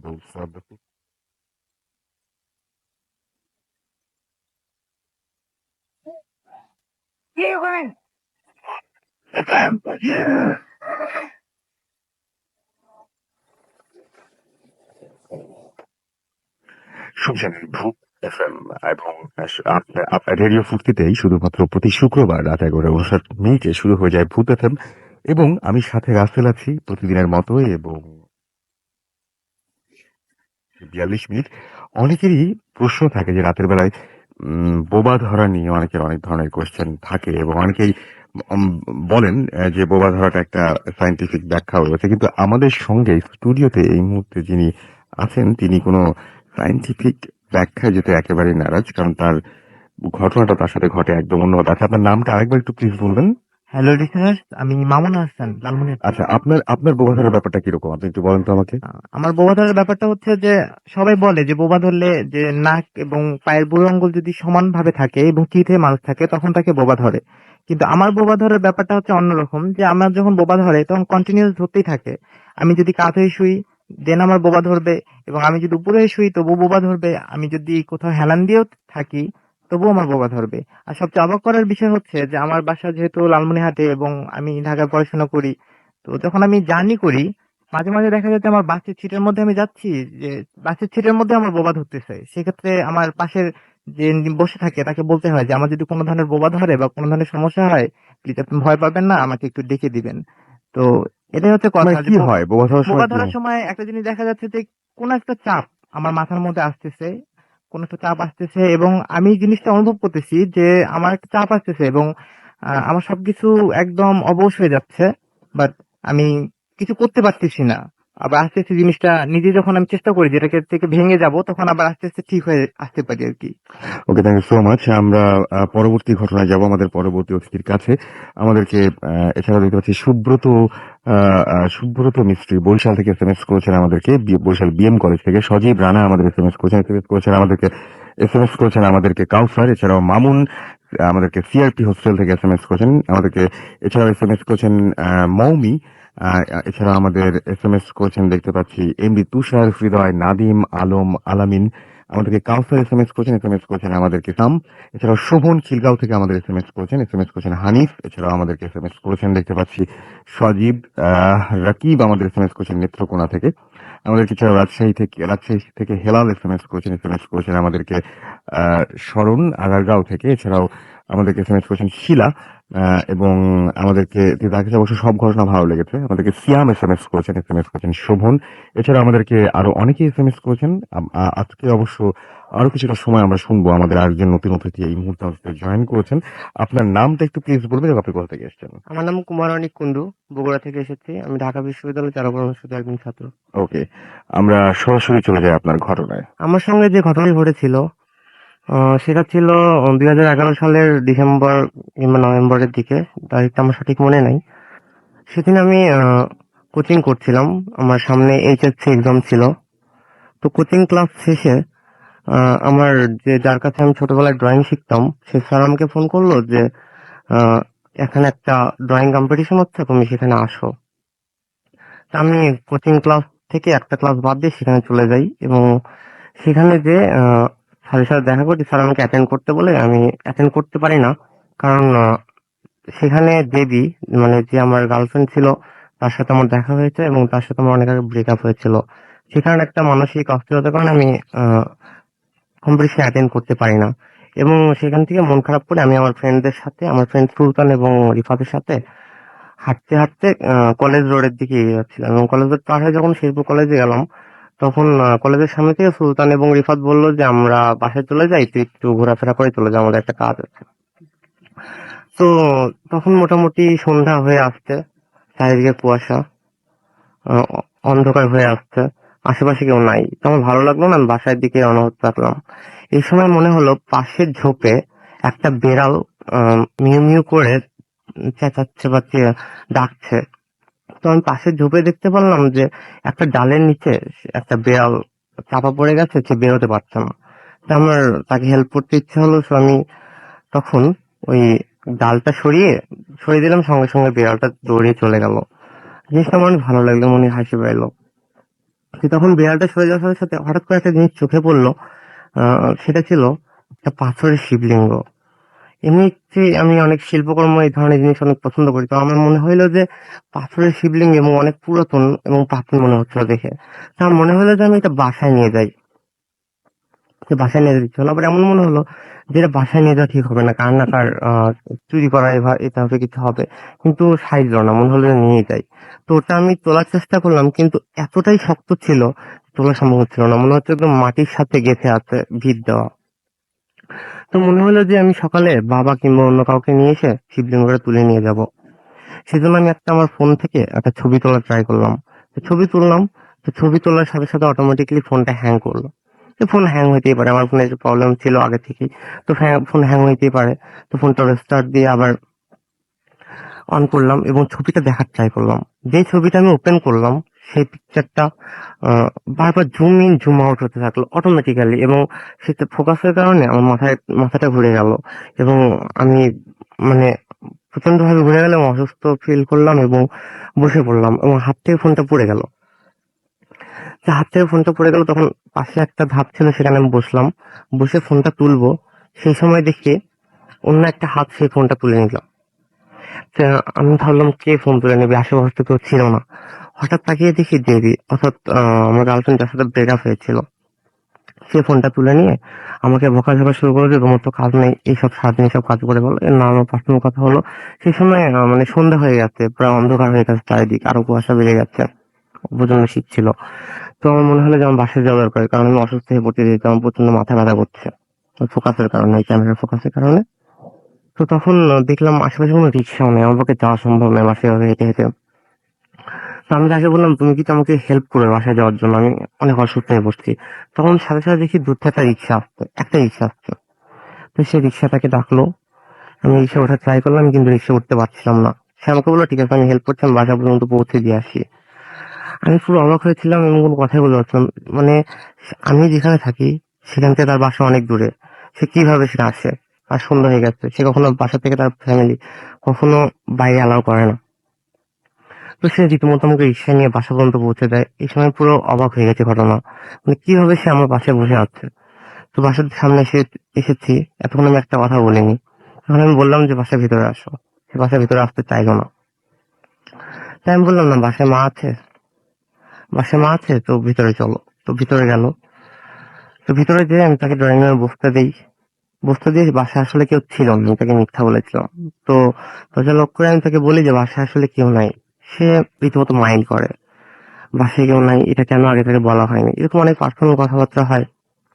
তো রীতিমতো রীতিমতো অনেক ইমোশনাল কথাবার্তা হয় এই ব্রেকআপ নিয়ে এবং অনেক আগেকার অনেক কথা নিয়ে। তো শেষমেশ সে উত্তেজিত হয় এবং রাগ করে, রেগে দাঁড়িয়ে যায় এবং বলে যে এসব কথা অনেক হয়েছে। রীতিমতো তখন আমরা দুইজনে কান্নাকাটি করছি, রীতিমতো রাগ করে এবং বলে যে আমি এখন যাবো। আমি তখন বলি যে না, যেতে যাবো না। তখন সে অনেক জোরে একটা আমার গালে চড় মারে, এরপর আমার কিছু মনে নেই। তো যখন আমি হয়তো অজ্ঞান হয়ে গেছিলাম, তো আমি যখন আমার ঘুমটা ভাঙলো তখন আমার বারবার কলিং বেল বাজছে। তখন বাবা মা বাইরে গেছিল, বাবা মা আসছে, তার বারবার কলিং বেল যাচ্ছে। তো আমি দরজাটা এখন খুলবো, কিন্তু ভাবছি সে দেবী কোথায় গেল। আমি দরজা খোলা বাদ দিয়ে তাকে খুঁজতে শুরু করলাম, আমার আশেপাশে কোথাও তাকে পাইলাম না। তো দেখলাম দরজাটা লকই আছে, ভিতর থেকে লক। আমি কিছু বুঝতে পারলাম না, বারবার কলিং বেল টিপছে, দরজা বাড়ি দিচ্ছে আমার অনেকক্ষণ থেকে। তো দরজাটা খুলে দিলাম, বললো যে কেন? আমি বললাম মাথা ব্যথা, দোহাই দিয়ে আমি রুমে চলে আসলাম। তো রুমে এসে যেটা দেখলাম, আমি ওয়াশরুমে গেলাম, ওয়াশরুমে যেয়ে দেখি আমার গালে রক্তের দাগ আছে। এবং যখন একটা কথা বলেছিলাম যে আমরা দুজনে কাঁদছিলাম, কান্নার সময় তার চোখটা মুছে দেওয়ার ট্রাই করেছিলাম এবং আমার হাতেও রক্ত লেগেছিল। তো যখন আমি তখন এটা নিয়ে ভাবলাম যে আসলে এটা কি মানে আমার ভাবনা থেকে এসছে নাকি আমি কল্পনা করেছি যে এটা হয়েছে, নাকি এটা আসলেই ঘটেছিল। কিন্তু যদি আসলেই ঘটে থাকে তাহলে গালটা ফুলে গেছে এবং রক্তের দাগ আসলো কোত্থেকে, হাতে বা রক্তের দাগ আসলো কোত্থেকে। এটাই ছিল আমার ঘটনা। আপনি কোথাও বলেছিলেন যে আপনার ঘরের সবকিছু ভেতর থেকে লাগানো ছিল, ভেতরে হ্যাঁ, কারো আমি ভেতর আশেপাশে। থেকে যখন লক করে সেটা কি এখন ঢুকেছিলাম। বলেছেন? মনে হয় মিস করেছেন ওই জায়গাটা। ওকে, এনিওয়েজ আমরা উনি আমাকে যখন ঘটনাটা বলেছিলেন তখন বলেছেন মেইনলি তার যে সমস্যাটা সেটা হচ্ছে যে মানে জাস্ট ভেতরে থেকে যদি লক থাকে তাহলে বাইরে কারো আসার কথা না, বা কেউ বেরিয়ে গেলে ভেতরে থেকে লক থাকার কথা না। এনিওয়েজ আমরা আজকের মতো এখানেই শেষ করতে হচ্ছে আমাদেরকে। আমি দেখতে পাচ্ছি অনেকেই আমাদের আমাদেরকে এসএমএস করেছেন অলি সোনারগাঁও নারায়ণগঞ্জ থেকে, এবং আমাদেরকে এসএমএস করেছেন দেখতে পাচ্ছি FM বাপ্পি, আমাদেরকে মামুন এসএমএস করেছেন আমাদেরকে অনন, এছাড়াও আমাদেরকে নিলয় এসএমএস করেছেন শামীম এসএমএস করেছেন আমাদেরকে, এছাড়াও দেখতে পাচ্ছি রিমন আমাদেরকে এসএমএস করেছেন পপি, এছাড়াও সালাম আমাদের এসএমএস করেছেন, এবং আমাদেরকে এসএমএস করেছেন দেখতে পাচ্ছি আমাদেরকে এসএমএস করেছেন পলাশ, এছাড়াও জাহিদ খান আমাদের এসএমএস করেছেন মিম আমাদেরকে, এছাড়াও এসএমএস করেছেন ঈশ্বরগঞ্জ থেকে কায়সার, এছাড়াও আমাদেরকে এসএমএস করেছেন দেখতে পাচ্ছি রিয়াদ চট্টগ্রাম থেকে পপি এসএমএস করেছেন, আমাদেরকে এসএমএস করেছেন আরো অনেকেই। আজকের মতো আমরা আর এসএমএস নিতে পারছি না এবং আমাদের সময় শেষ হয়ে গেছে। শেষ করতে হচ্ছে আজকের ভূত FM, এবং কথা হবে আবার আগামী শুক্রবারে। তবে যাওয়ার আগে আরো একবার আমাদের ইমেল অ্যাড্রেসটা জানিয়ে দিই। আমাদের ইমেল অ্যাড্রেস হচ্ছে bhutfm@radio.fm, which is bhutfm@radioFORTI.FM। আপনার নাম, ঠিকানা এবং ফোন নাম্বার সহ আপনার জীবনে ঘটে যাওয়া, আপনার জানা বা আপনার সংগ্রহ করা সেরা ঘটনাটি পাঠিয়ে দিন আমাদের কাছে, এবং শুরুতেই উল্লেখ করুন যে ঘটনাটি আপনারা চান কি যে স্টুডিওতে এসে নিজেরা শেয়ার করবেন, নাকি চান যে আমরা আপনাদের পড়ে শোনাবো। আর যারা দেশের বাইরে রয়েছেন তাদেরকে অনুরোধ করছি যে আপনারা আপনাদের ঘটনাটি সরাসরি রেকর্ড করে অডিও ক্লিপটি পাঠিয়ে দিন আমাদের কাছে। আজকের মতো এখানেই শেষ করছি। কথা হবে আবারও আগামী শুক্রবার ঠিক রাত 11:59। সেই পর্যন্ত সবাই ভালো থাকবেন, সুস্থ থাকবেন, সুন্দর থাকবেন, মোস্ট ইম্পর্টেন্টলি ফুর্তিতে থাকবেন। এবং যেতে যেতে প্লে করছি ড্রিম এভেল বাই ডিও। ফুর্তির দারুণ প্লেস থাকবে আপনার সাথে। সো স্টে টিউনড রেডিও ফুর্তি।